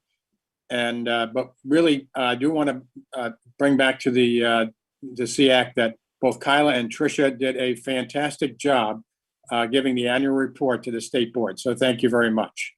It went very well. Bert, you're in trouble. They like them better. Oh, That's why I wanted them to provide the update because they're getting too accustomed to me doing it. So this worked out perfectly that they get recognized. Thank you, Jim. Yes, and it's been my pleasure to work with Tricia and all the task force members. Regrettably, we have been meeting, not regrettably, regrettably, on Zoom. Our next meeting is January 20th and in person in Topeka, and we're looking forward to that. For many of us, we'll be meeting each other for the first time. You know, so why am I here today talking to you? And SEAC's purpose is to give guidance to the State Board of Education with respect to special education related services for children with disabilities. So this is, and Bert, you might say this, how many times does the State Board come to you guys and say, we want your feedback? Well, theoretically, we always do, and we do ask. But this is especially poignant because the state board comes with a request for your input into the review and possible modifications to the state's high school graduation requirements. You know, there was a graduation task force that was put together in June of 2021, and I had the pleasure or the honor to be chosen or selected as the chair of that, and the co-chair is Jared Furman from principal of Basil Linwood High School.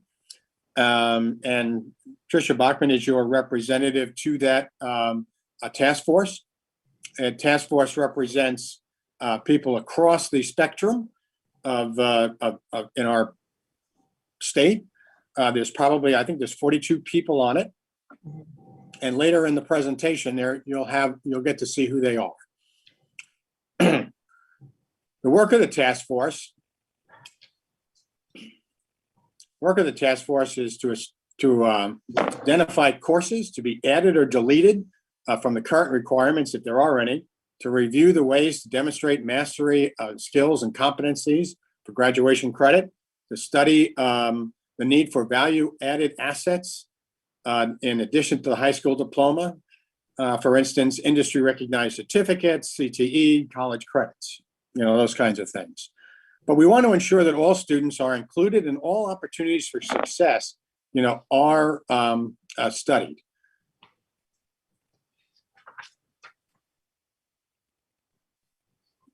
Now, this relates right back to the vision that we have as a state board, that Kansas lead the world in the success of each student. And we didn't say all, and we didn't say all for a reason. We wanted to focus on the each. And as the students throw their caps into the air, that includes all. And that's why we're here to talk to you today, because the special needs and special education students are certainly part of the each and the all, but each one. On my trips and travels across the state and conversations with people, it always comes to me as an interesting situation when I say, do you know the current graduation requirements?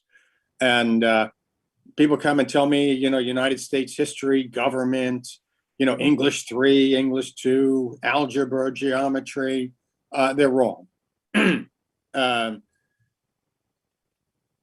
If you look at this is the Kansas minimum high school requirements, and it's 4 units of English language arts, 3 units of history and government, 3 units of science, 3 units of mathematics, 1 unit of physical education, which shall include health, 1 unit of fine arts, and minimum of 6 units or elective courses, which comes to 21. Local districts have the responsibility and authority to add classes and courses, and many have. The state requires only 21, but the average is somewhere around 24, 23, and we have a couple of districts at 28. That's pretty challenging. Those local requirements are just as important as the 21, and that is the local boards of education and then the districts adding to the graduation requirements.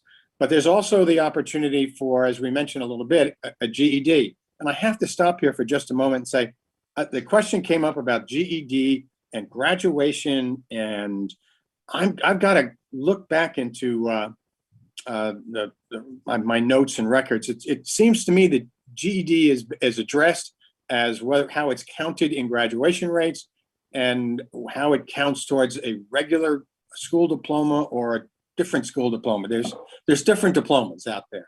So that was a good statement. I've just got to get in there and we'll look at that and get a report back to you on that. Our graduation requirements are pretty typical to graduation requirements across the United States. So we're in good shape there, and I'll talk about that again later. The task force that I mentioned already that I am the leadership. Co-chairs are myself and Jared Furman. We broke ourselves into four committees: courses added and deleted, demonstrated mastery and competency, evaluated diplomas, and special needs.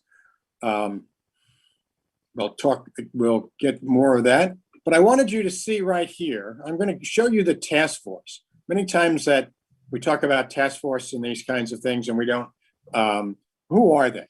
I'd like you to take a look and see. We have superintendents, we have teachers, we have Board of Education members, we have college and career readiness counselors, board members, business leaders.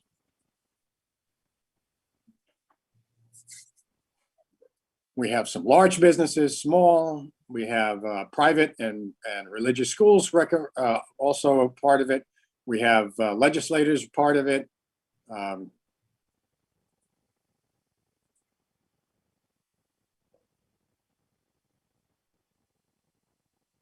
that is the task force members. You can go back to this if you would like to talk to them individually. Or if you're interested in finding out more from them. The task force was established by the board and Superintendent Watson, Commissioner Watson, to study, and the first initial steps were to study information from other states. What are they doing? And about half the states have or are in the process in the last 5 years reviewing graduation requirements. We spoke directly to the states of Ohio, Washington, Illinois, and New Hampshire in our early stages. We received data and across the United States, an analysis of all 50 states and territories and their graduation requirements. We've gotten a lot of support from what's called the Education Commission of States, which I'm on their board of directors. And they represent are a service agency organization for state boards of education across the United States. We received an historical look at Kansas graduation requirements from KSB and Mark Tallman in particular, and that was rather fascinating. When you think about it, we haven't really changed graduation requirements. When I say change, we haven't deleted. We have added more courses over the last 110 years, but basically they're pretty much the same.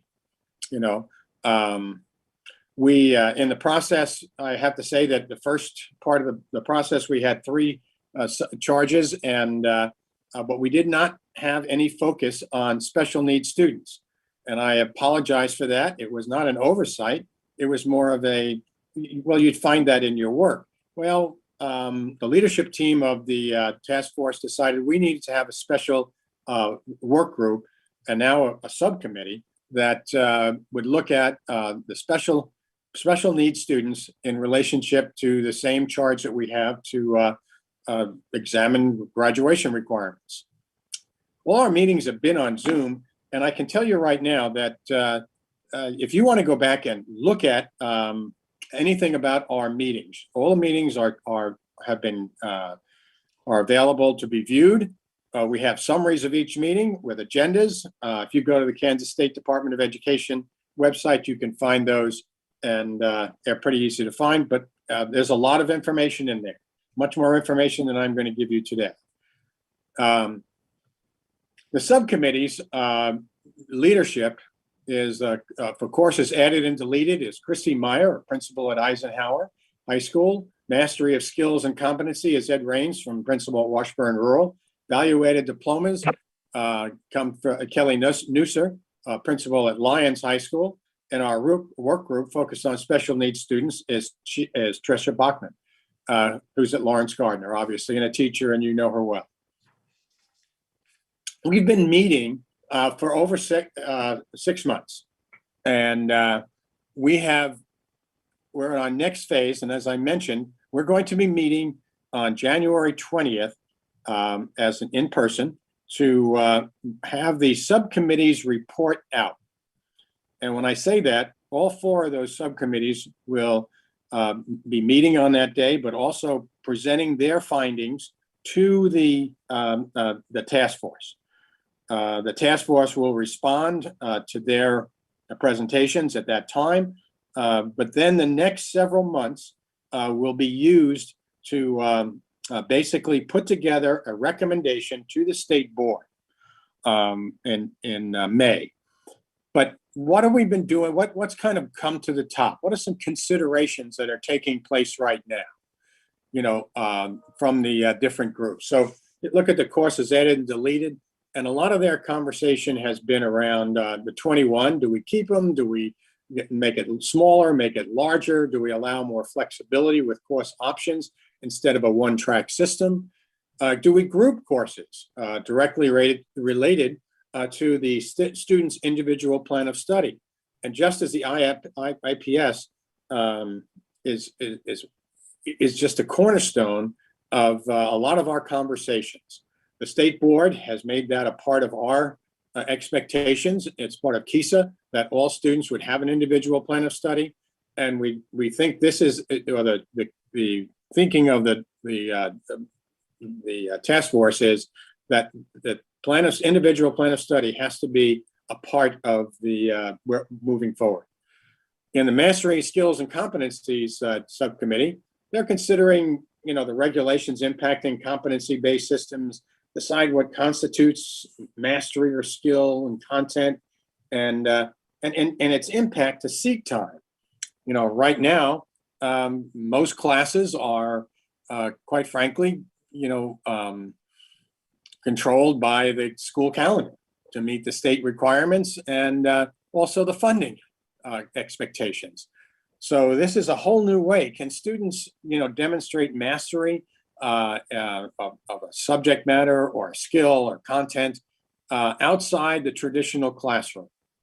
And that's a big question, you know. And in that same question comes, who establishes the process by which they will do it, and the different standards that they'd have to meet to do that. Right now, it's left to the teachers, and we don't have much say in the school districts. And the value-added diplomas, We do have industry recognized certificates already. We do have college credits, and some schools do have value-added diplomas. I call your attention to, IB or honors society types of diplomas, but we need to study ways for all students and all special populations to have that same opportunity. And that's a big part of our conversation. Other issues are college credit, life experience, FAFSA. It's interesting, I found out for the first time that the FAFSA form that students fill out who are planning to go to college is a requirement in 8 states across the United States. Why do they do that? And if you don't have a FAFSA filled out when you come to graduation, does that stop you from getting a diploma and walking across the stage? No. It's really, what it means is that it's the school's responsibility to make sure all students have filled out the FAFSA. Obviously, parents can waive out of it, or a student who's over 18 can say, I'm not doing it. But it puts more of a burden on the school than it does on the students. And in Kansas, I believe we're about 57%, 55% in FAFSA completion. So that's interesting. Then there's 9 academic credits. In some states, in some places, community service is a requirement, as an example. Time. We had a student recently came to the state board from Liberal and had graduated from Liberal, and I think he was supposed to be a sophomore, and he was headed towards Harvard. Congratulations to him. But time as a factor is both in terms of graduating sooner than 4 years or 8 semesters, as well as what we have for special ed, special students with special services, that they can stay longer. Well, so can other students. But some places won't allow, some school districts will not allow students to graduate early. So there's those kinds of things. And then teacher prep for moving in, and administrative prep for that, as we move into different ways that students could achieve credit for graduation. And certainly we talk about internships and mentorships and outside activities with business and industry. Those are all a big part of it. And accountability. We have to think about accountability all the time when we talk about the opportunities and options that we give students for graduation. The big terms that are out there right now that certainly are being talked about by us are project-based learning, individual plans of study, work-based learning, and waivers. There are waivers that we can do within our own structure right now.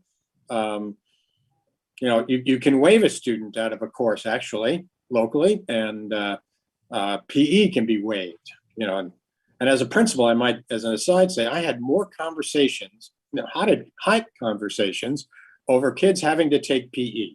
Not a lot, but it seemed like more and more every year I had students that want to waive out of PE.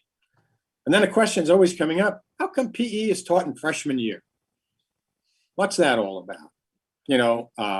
It serves us actually as administrators when building a master class schedule that we can ensure that all students have that PE waiver credit. And it's done at a time where it seems that the kids will do what we say more often. They're not into it, but I do know that at times, there are conflicts that came up when I was a principal, that PE was a class that a student couldn't take band, for instance, or couldn't had another conflict that on a specific course. And when I talked to the PE people about moving them to the grades of sophomore, junior, or senior, the PE teachers typically looked at me like I was crazy. No, everybody takes it as a freshman. So there are some entrenched things that we do that sometimes we need to ask ourselves why we do them.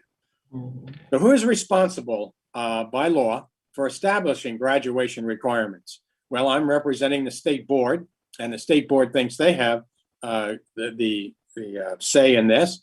But talking to legislators, they think they have say in it.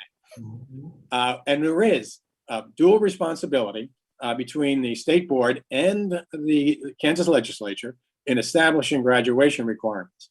At our January meeting, we have 2 lawyers from the State Department of Education going to talk to us about the legal and legislative responsibilities that we have, and also the whole legal issues relative to graduation, and we'll learn more about that.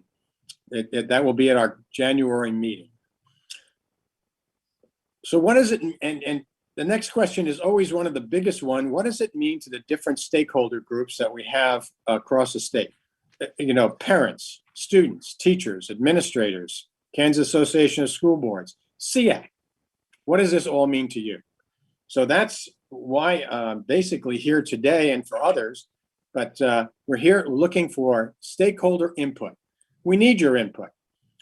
We have at SEAC a small workforce group that's studying this right now. I believe, I could be wrong, I'm gonna go out on a limb here, but Bert, Tricia, Kyla, and Marvin are all on that. And did I miss anybody? Leslie. Leslie, okay. All right, I'm sorry. That's Kind of okay. going from memory here. 72 gets in the way. But we're also, stakeholders are also many other groups, like I said, and I will, as well as Jared and other school board and state board members, be talking to all the groups that I mentioned before and more. Every day I have a new group that we need to talk to. There are many stakeholders, you know, and but we have just put up a website where you can go, not just to find information, but to provide feedback as well. But I'm asking, and you guys are already doing it, that SEAC would have not just, you know, SEAC members chiming in individually, but also a SEAC position statement on graduation from this group. So that's their task, if you will. You know, and on all of the issues that that we're dealing with, from adding and deleting, mastery, value added, and also any special considerations or comments that you have. So I have basically spent the last 15, 18 minutes talking to you. And before I go and ask for any more questions, the subcommittee, that's a big meeting for us on January 20th, is going to be when subcommittee chairs make their presentations, and we begin our efforts to bring a recommendation to the board on May 10th. We do have a writing committee that's been put together to help the subcommittees develop their positions, and we'll be talking to stakeholders through the remainder of the spring, and then bring their information back to the task force, as well as to the State Board of Education. So I'm kind of out of breath, but I'm certainly here to answer any questions that you have, and look forward to the opportunity for visiting with you more about this as we move forward. So Brett, I'm open for questions, comments, recommendations. Well, Trish is our fearless leader for. She is great. I see Tobias has his hand up, but then Trish, if you have something you'd like to share. Go ahead, Tobias. Thank you. So this is all great information. Jim, in the chat, I had indicated my email in case anyone was interested in hearing from the high school equivalency state administrator who oversees GED testing for the state of Kansas at the Kansas Board of Regents. I can connect you. Thank you very much. I will be in front of the board of KBOR in about 2 weeks, I think, or next week even. So I will make that part of the conversation. Thank you very much. You're welcome. So Tobias, you know, I have a very vested interest in GED students because we have kids that come to the correctional facility who haven't been in education for several years. And because they're now in state custody, they are in a situation where they are attending school regularly and they run out of time before they're going to be released from our facility. And so we pursue the GED, and we still have to count them as dropouts against our graduation rates. So that is one of the questions I consistently bring up on your behalf and the behalf of the students that I represent. One of the things I would add, Jim, is we have had a lot of conversations about what does this do for licensure? What does this do for alignment to teacher education programs at the university level? If we're requiring different credits for students to graduate from high school, who are the overseers that are going to monitor the progress of those students? How are the credits going to be granted? So this task force has had a very challenging task. We seem to come up with more questions to investigate every single time we meet. And we find answers, but then we keep going deeper into the wormhole because we want to do exactly what you said and address the needs of each student and not just Kansas as a whole.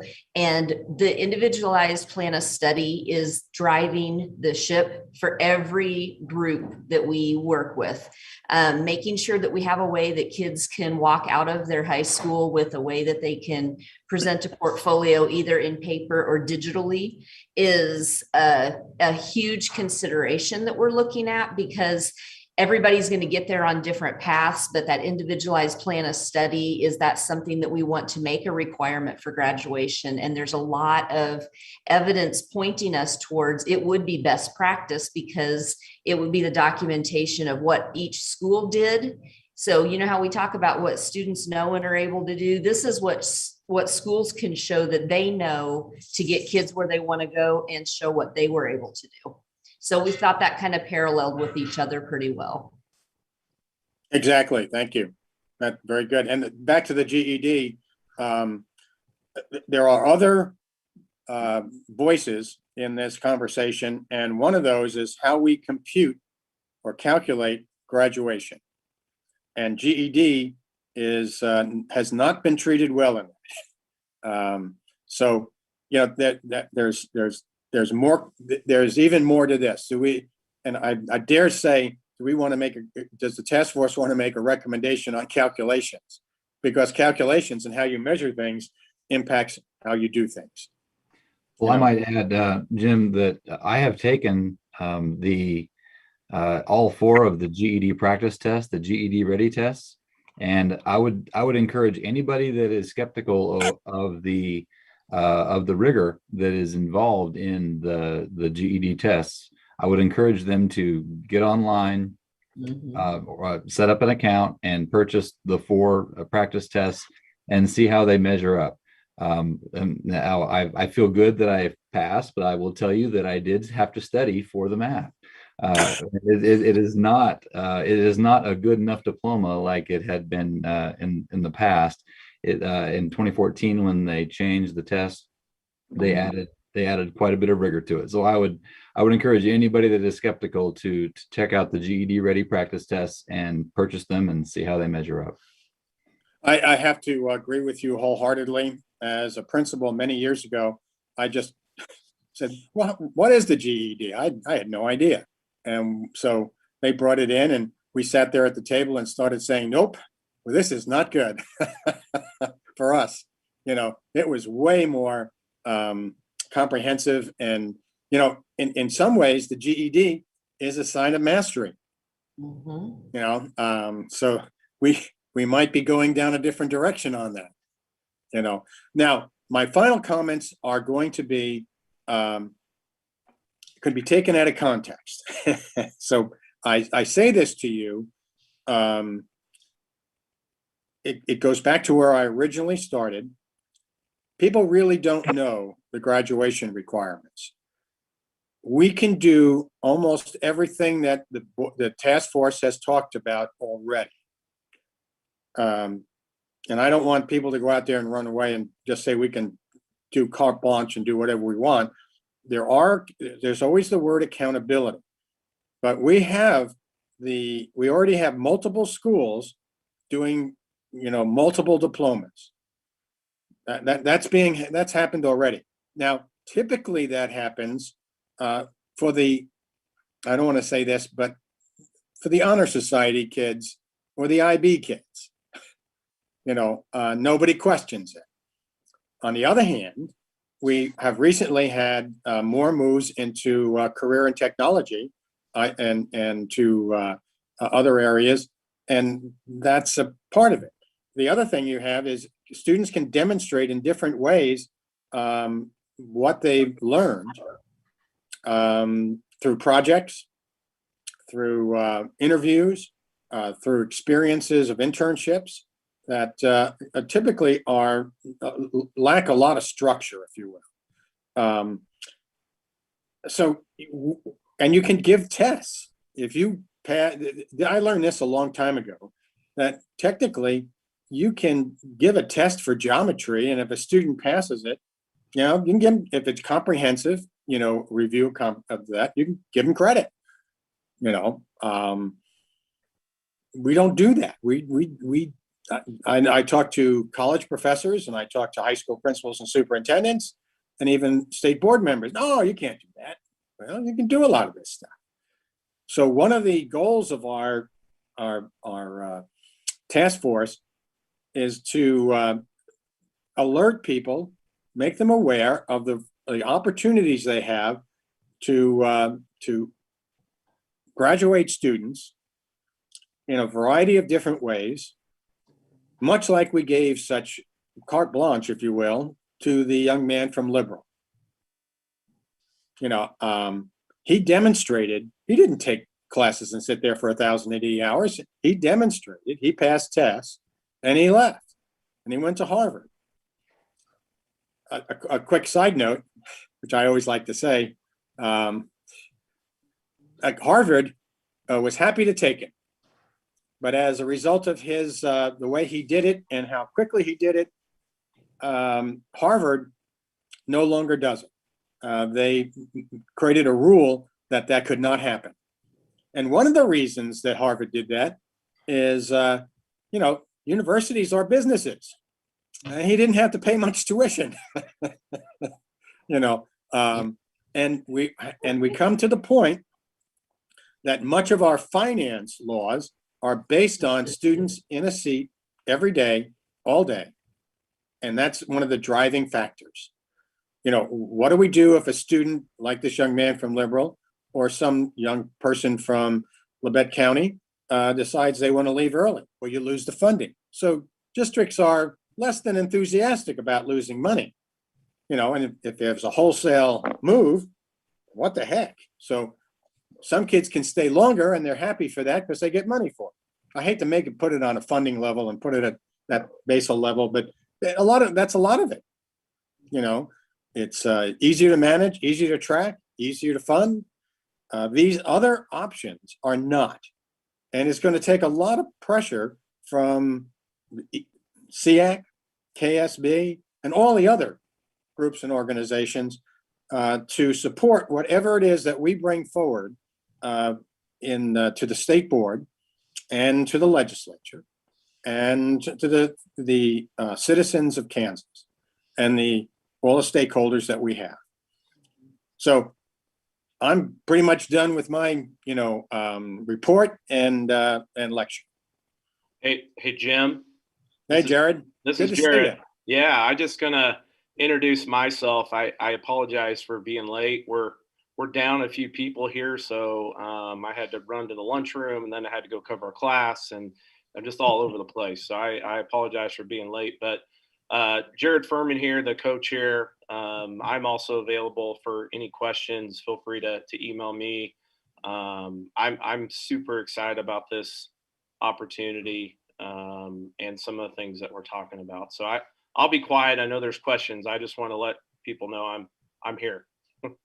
Well, Jared, I just Good to to see piggyback on what you were saying, and I saw Bert doing this number where, money makes the world go round. One of the things I would say that we've had a lot of conversations in our value added diploma task or our subcommittee is we want to see what kids are able to do. But if a kid were to test out of all of their English credits or all of their math credits, why couldn't we give them their last 2 credits out getting experiences and exposures? Because that's how we document what they know and are able to do, which keeps them from just having seat time, which the Carnegie units focus on. And let's get them out there so that they're employable and they've got not just the soft skills, but the hard skills of they've been showing up every day on time and they've been engaging at their places where they're doing an internship.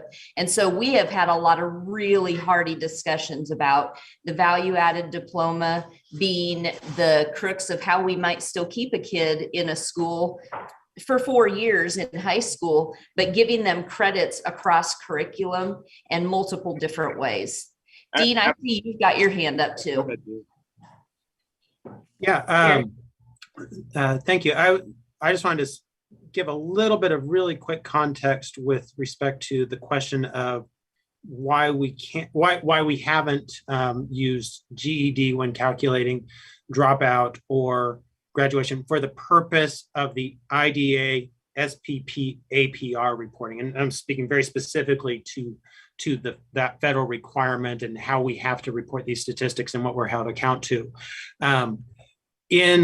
In the federal law, it's actually spelled out that states are not allowed to count a GED as a regular diploma for the purpose of these indicators. Now, separately, any state can request to also calculate what the numbers would be with a GED or some other kind of calculation. But for the purposes of accountability under the SPP APR and everything else that goes along with IDA, we are required to exclude the GED. And I'll put the link to that requirement in the chat just so folks have it. It's in part of the definitions in 34 CFR 300-102. But this is something that has been perennially debated with OSEP and U.S. Department of Education for many years. And so far they've very much held firm on this requirement. Thank you, Dean. Thank you very much. That's good information, both for moving forward and figuring out how to get around it. Who said that? So the next steps and what we're going to do, just to go back here just for a moment, I will be reaching out, as well as Jared and others on our task force and Tricia, to talk with different groups. And just like today, that GED information is priceless. Thank you very much. You saved me and us a lot of time to get by that. I will probably be in touch with you to make sure that we have it right. And we might even bring you into one of the meetings and talk to the task force. That's good information. Thank you. That's why we do the stakeholder stuff. We find out more information and we find it out from reliable sources, and it makes us do our work better. So thank you. Hey, Jim, I did want to add for the good of the group. So when Jim talks about stakeholder feedback, the other piece that once we get past the 20th, and that date of the 20th is very important as we put together considerations for what this might look like. But we will have and I'm in the process of working through this, probably like a Google form, and there'll be a link that will be sent to all stakeholders to be able to give electronic feedback. So not only will we have opportunities like this to speak with different councils and groups, but there will be the website link. There will be a form that anybody and everybody, when I say that, I mean parents, community members, business leaders, educators, will have an opportunity to give feedback. Because I think, as Jim probably told you, one of the most important things is we want people to have a voice, and there's always somebody out there that might see something that we might be missing, or might be able to give us some valuable input. So that will be another piece that that might be something that Trish, I can send to you and you can send to the group, or just that will give each person more of an opportunity to give feedback as we move forward before we get to that May kind of date. So I just wanted to add that in there, that if you have things you're thinking about, or as you go forward and you taking notes, there will be an opportunity, if not verbally, also electronically, to give that feedback. I also anticipate, Jared, that once we have a report to the board, we will be talking to people again as we come back out and say, here's the product that we have. I can't say this is exactly going to happen, but the report to the board, a couple of board members want to know how fast they can implement any graduation requirement changes. And I said slowly, because the next step really is, after going to the board, is to get more feedback before the board takes any action. So don't expect that graduation requirements are going to change next year, though several board members would like to do that. It's going to be a process, and it's going to involve many different groups again.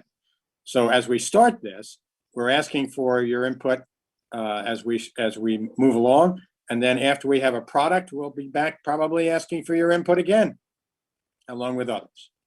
So it's a vital part of it. We can't do this in isolation. So thank you. And I will look at the chat box to see what you have for questions, but please don't hesitate to email me directly, or Jared, or go to our site and add your comments, questions, or issues, concerns. Bert? Tobias did post a comment in the chat that you may want to take a look at. Okay, you're asking me to be technology sophisticated. Well, I can read it out loud. Does the quote graduation mean acquisition of a regular high school diploma? Yes, no, and maybe. Yeah, I assumed it was very gray at that point. Tobias, I think if I were to answer that question, I would always, I don't like the word regular.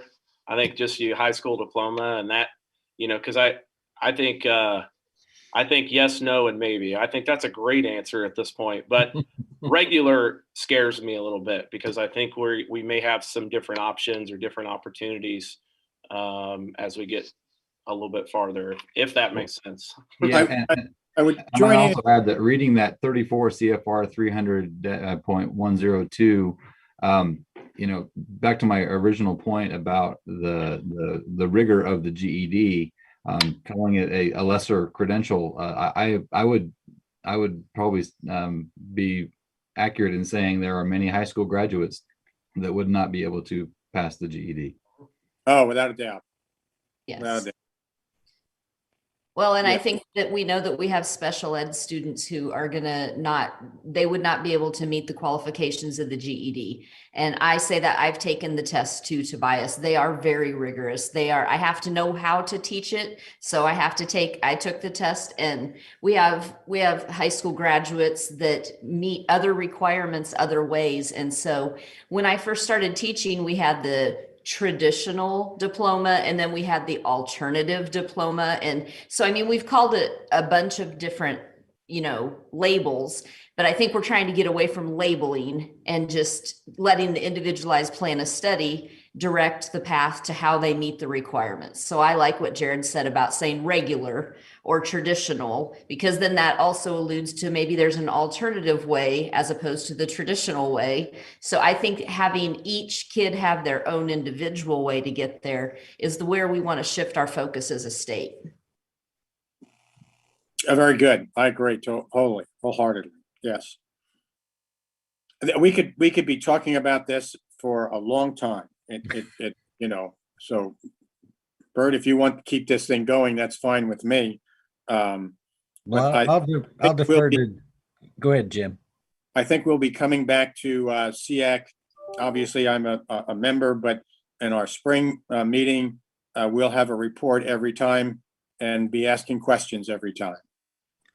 We'll make sure it gets on the agenda. If anyone on SEAC has any questions or concerns, be sure that you contact Jennifer, Tricia, Marvin, or me, or Leslie, so that we'll have that to discuss when we meet the next time. because we want to make sure that the input from you is included in anything that we're doing. And Jennifer, I'm going to turn it back to you now as chair. All right, thank you. So we're running about 30 minutes ahead of time. I'm not really sure the best course of action here, Bert. Is it better for us to take the standard amount of lunch time and come back in 1 hour, or is it better for us just to come back at the time we would normally come back? I don't know. Well, we which can way. look at the agenda for the afternoon and we might be able to end early. If there's something that we could move to this time slot for 30 minutes and then take our lunch at noon. I'm wondering, Brian, if you're ready. Yes, I was going to suggest that. I think Jim has a comment maybe. Yeah, go ahead, Jim. I just been on it all time, but I had to leave for a moment. Have we talked about the emergency authorized license? We did yesterday when Shane presented to the SICC and to us. We asked him a lot of questions so that he could clarify that it is district specific. They must have a fingerprint check. They will be issued a license. It's good through June 30th. Yeah. So yes, we did. Yeah, I just wanted to make sure that, the board passed that yesterday. There's been both people applauding and people pushing back, but I just want to make sure that you all had the opportunity to hear what that was and ask any questions of me as a board member. So that's good. We're done. Well, Heath is thanking you for passing that yesterday. Yes, and it's as simple as I've said to the ones that don't like it. We're trying to keep schools open. That's what it's. We appreciate that. Well, Brian, why don't you go ahead? Thank you, Bert. Is that okay, Jennifer? I think we can get this in before noon. Absolutely. Okay. So differentiated, I've got a typo there, monitoring update. I think this was on your last meeting's agenda. And if I understand, Bert might have started this, but you ran out. So you didn't really get through the framework. So remember with SPP APR, we're at the tail end of submitting. We're at the very beginning of this process. So not a lot of really concrete information for you today, but I'll kind of talk about the process, what it is, what it looks like, where we're at, and happy to come back at future meetings and let you know where we are. So DMS 2.0 is the U.S. Department of Education's general supervision responsibility of the states. And as we have general supervision responsibility for LEAs, and it goes down. So this is their framework of monitoring states. You can read the history here. I think in 2016, they started a new process with results-driven accountability, folded into the monitoring process they've always done. So just in addition to compliance monitoring, they added the outcomes. You've seen that through the indicators. Some are compliance-based, some are outcome-based. And now they're getting around to on-site visits and just their general supervision responsibilities. So they are doing, so in Kansas, you heard Dean talk about Kansas integrated accountability systems or our kiosk systems, and we've integrated all of our components into that. We divide the state into 3 cohorts of all of our districts. So every 3 years, a district will go through some aspect of kiosk. So the federal government has done that as well, and they've done 3 cohorts. We're in cohort 2, so they're starting with cohort 1. So this is a new process for them.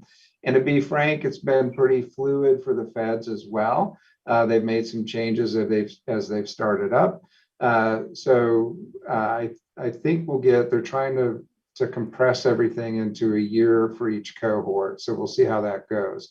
At this point, we are set in cohort 2. And what that means on a rough timeline is there will be a call with DC and us next fall, and they will talk through the process. They'll talk about doing kind of their electronic monitoring in advance. They'll talk about roughly when they're going to do on-site visits, which will probably be next spring or summerish. And then there will be a year follow-up. So just like states, if there are findings and they have to comply, they have a year to comply. We have the same with DC. So it's kind of a 2-year process overall.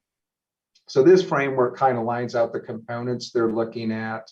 And you can see at the bottom, they're looking at fiscal management, integrated monitoring, which is sustaining compliance and improvement, our dispute resolution process, and our technical assistance and professional development, our data that we just talked about, and the implementation of policies and procedures.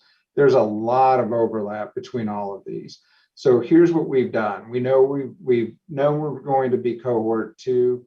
We broke into groups in accordance with these components, and separately, we're kind of going through and trying to identify our system and our website, our policies, where all of this information is, and compile that.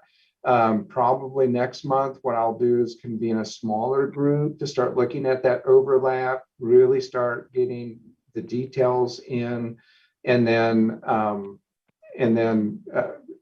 finding out where our gaps are. So our opportunity now is to figure out where some of these gaps may be. Can we cure those, get policies updated or draft policies and have them on our website, so when DC starts looking, they will find that and limit our gaps. As anybody knows who's been through any evaluative process, I mean, no system is perfect. We understand there may be gaps. So it's support. So it's their general supervision, but they want to be supportive of states as well. So how they are trying to roll this out is before the onsite, when they go through and do their electronic monitoring, they want to find as much as they can. They'll have some phone calls with us, and that will kind of narrow the focus of the purpose of the onsite visit. So the better we do now and the more we do now, maybe the less we'll have through an onsite visit. So good systems will be rewarded. And if we have some significant gaps, that might lead to more onsite visits with them or more interventions. So that's really the high level it in a nutshell. So Kayla or Josie, if you'll hit the next slide. So this is what it looks like. They call this their framework. And so they have done a good job. The intent is not to have a gotcha. And so they've rolled out what they think this is going to look like. So for each of those components, so this is fiscal management. The first column is the definition. And then there's a lot of if-then statements. So that's what our teams are doing. They're kind of working through these frameworks, and you look at the examples of evidence. So that's where we're going down. Do we have this? Do we have this? And then that's where we can get stuck. So the more you can get to the right, you get to the intended outcome, the better off, the more cohesive your system is, and the better off we are in the review. And there's a framework for all of their components. The other thing they have done is issued some protocols, and their protocols are limited to, I think, fiscal data and our supervision and monitoring of the LEAs. And those are about 15 pages long. And those are this, but really kind of on steroids. So what they've done is they've also incorporated in the protocols the CFR references or the statutory references. So if there's any question, we can link up with that. And then they have so the protocols are really good about, here's what our starting question is to you, state. And if you have this, then some follow-up questions might be this. So it's kind of a guided conversation to help us prepare for their visit. So at this point, it really is set up pretty well that we should be able to identify gaps early on. Those that we can fix, and those we can't quickly, we can start working on at least and have that in place and moving forward. I think we're in pretty good shape as a system. I know Laura and Bert and the team has done work for several years on this since it started. So we're in pretty good position. So Josie, if you want to continue rolling through, I don't know if you really want to read these, but they're in the material, but it kind of shows you what they're looking at for each of the systems. So each component has a framework, that's what they call these, and then some of the frameworks have protocols. So that's the $50,000 view at this point.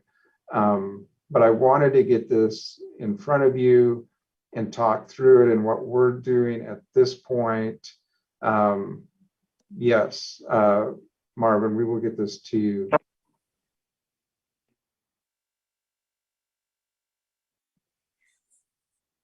And I think that's it for now. Jennifer, Bert, if you have anything additionally, or if somebody has questions, if this is something you want on the agenda, we can always keep touching base to update you where we're at and what we're finding. But it's just a lot of information gathering at this point, lining it out, see where we're at, and then going from there.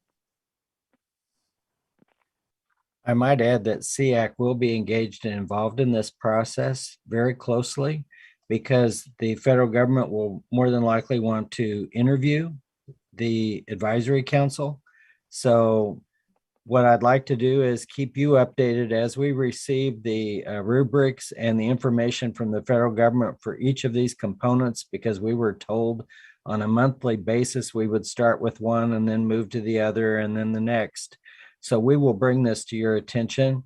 We might have to do it through email if it's between meetings, but just to keep you posted on what's occurring so that the entire Special Advisory Council is aware of where we are within the monitoring process. Because ultimately they will look at the state's advisory council as being an active member and participant of this process. So just want to keep you up to speed and aware of what we're working on and what we're going to be doing. They've postponed this now twice. We were supposed to have started this in the fall. We have a new monitor now for our state, Dwight Thomas. We had a facilitator, Mido, who was great to work with, and we know that Dwight will be too. But he'll be informing us as timelines need to be met, and as the system goes into activation for the cohort 2, then I will be making sure that all of you are kept abreast of where we are. And as we process information, as we put supportive materials together, we will be bringing that to SEAC for comment and for you to be totally involved in this process. I want y'all to remember that this is the first time in probably 13 years that Kansas has been monitored. So there really isn't, in this monitoring system, there isn't any background we can share with you. Because we have met requirements for so many years, we were put on the back table, if you will, because we didn't have any red flags that were flaring to the federal government to want to monitor. Well, one of the things that came out in recent, what shall I say, the Secretary of Education who left us when the administration changed, had decided that all states needed to be monitored. And so all the states that hadn't been monitored in many years were put up on the first couple of years to be monitored, and we're one of them. So want y'all to be aware, and just you'll be notified when we get notified so that we can all be active in this. And at some point we may have subcommittees and have SEAC members assisting us on the subcommittees, so that we are transparent and we are showing that we want to make this a state process, not just a KSDEs trying to answer these questions, but really look to you to assist us with the information gathering and the supportive materials. And I'll leave it at that. Thank you, Bert. And Bert's right. They haven't been here for, I think the last time was 2009. And we have our documentation from then as a guide as well. There have been some changes, but overall the programs have stayed pretty close. So we have a lot of information from then. And so as we include you, as we were moving through this process, the onsite will include interviews. And if anybody's ever been through federal oversight, they usually pick a large, medium, and small district to interview as well. So, and those usually tend to be populated or along travel corridors. So people will get to join the fun with us.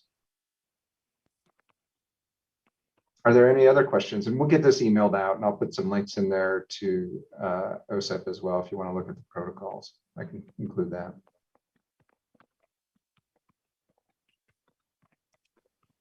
Thank you, Jennifer. All right, thank you, Brian.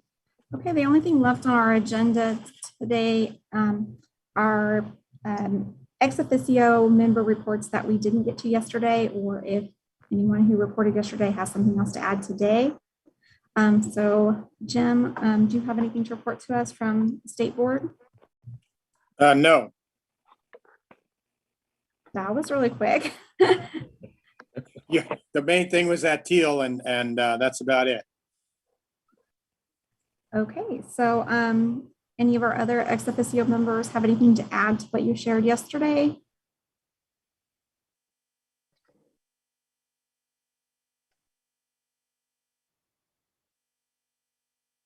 I see Marvin has a hand up.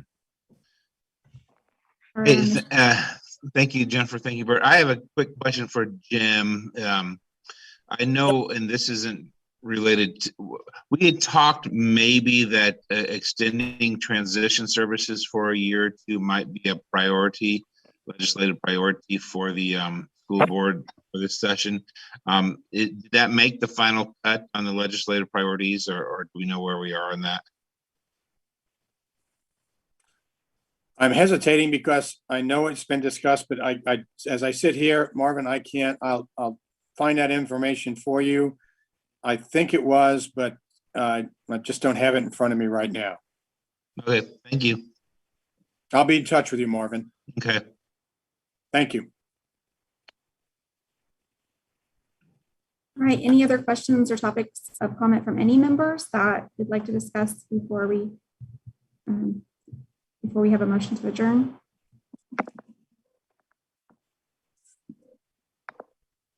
Well, I would make a motion to adjourn the meeting then if we have no other comments. This is Tobias. I'll second.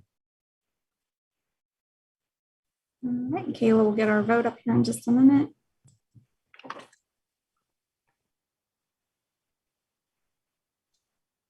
Might add, Jennifer, if any of our members has a topic they would like to discuss, to send it to you or me or Kayla or Trish, and we'll make sure that we get it added at the next meeting.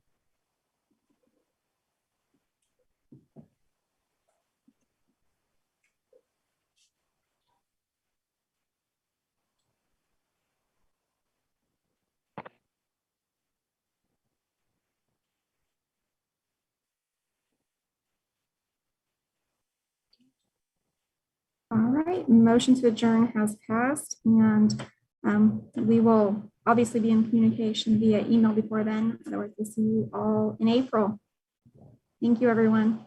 Yeah, welcome to the 2 hours back on your agenda. Enjoy it.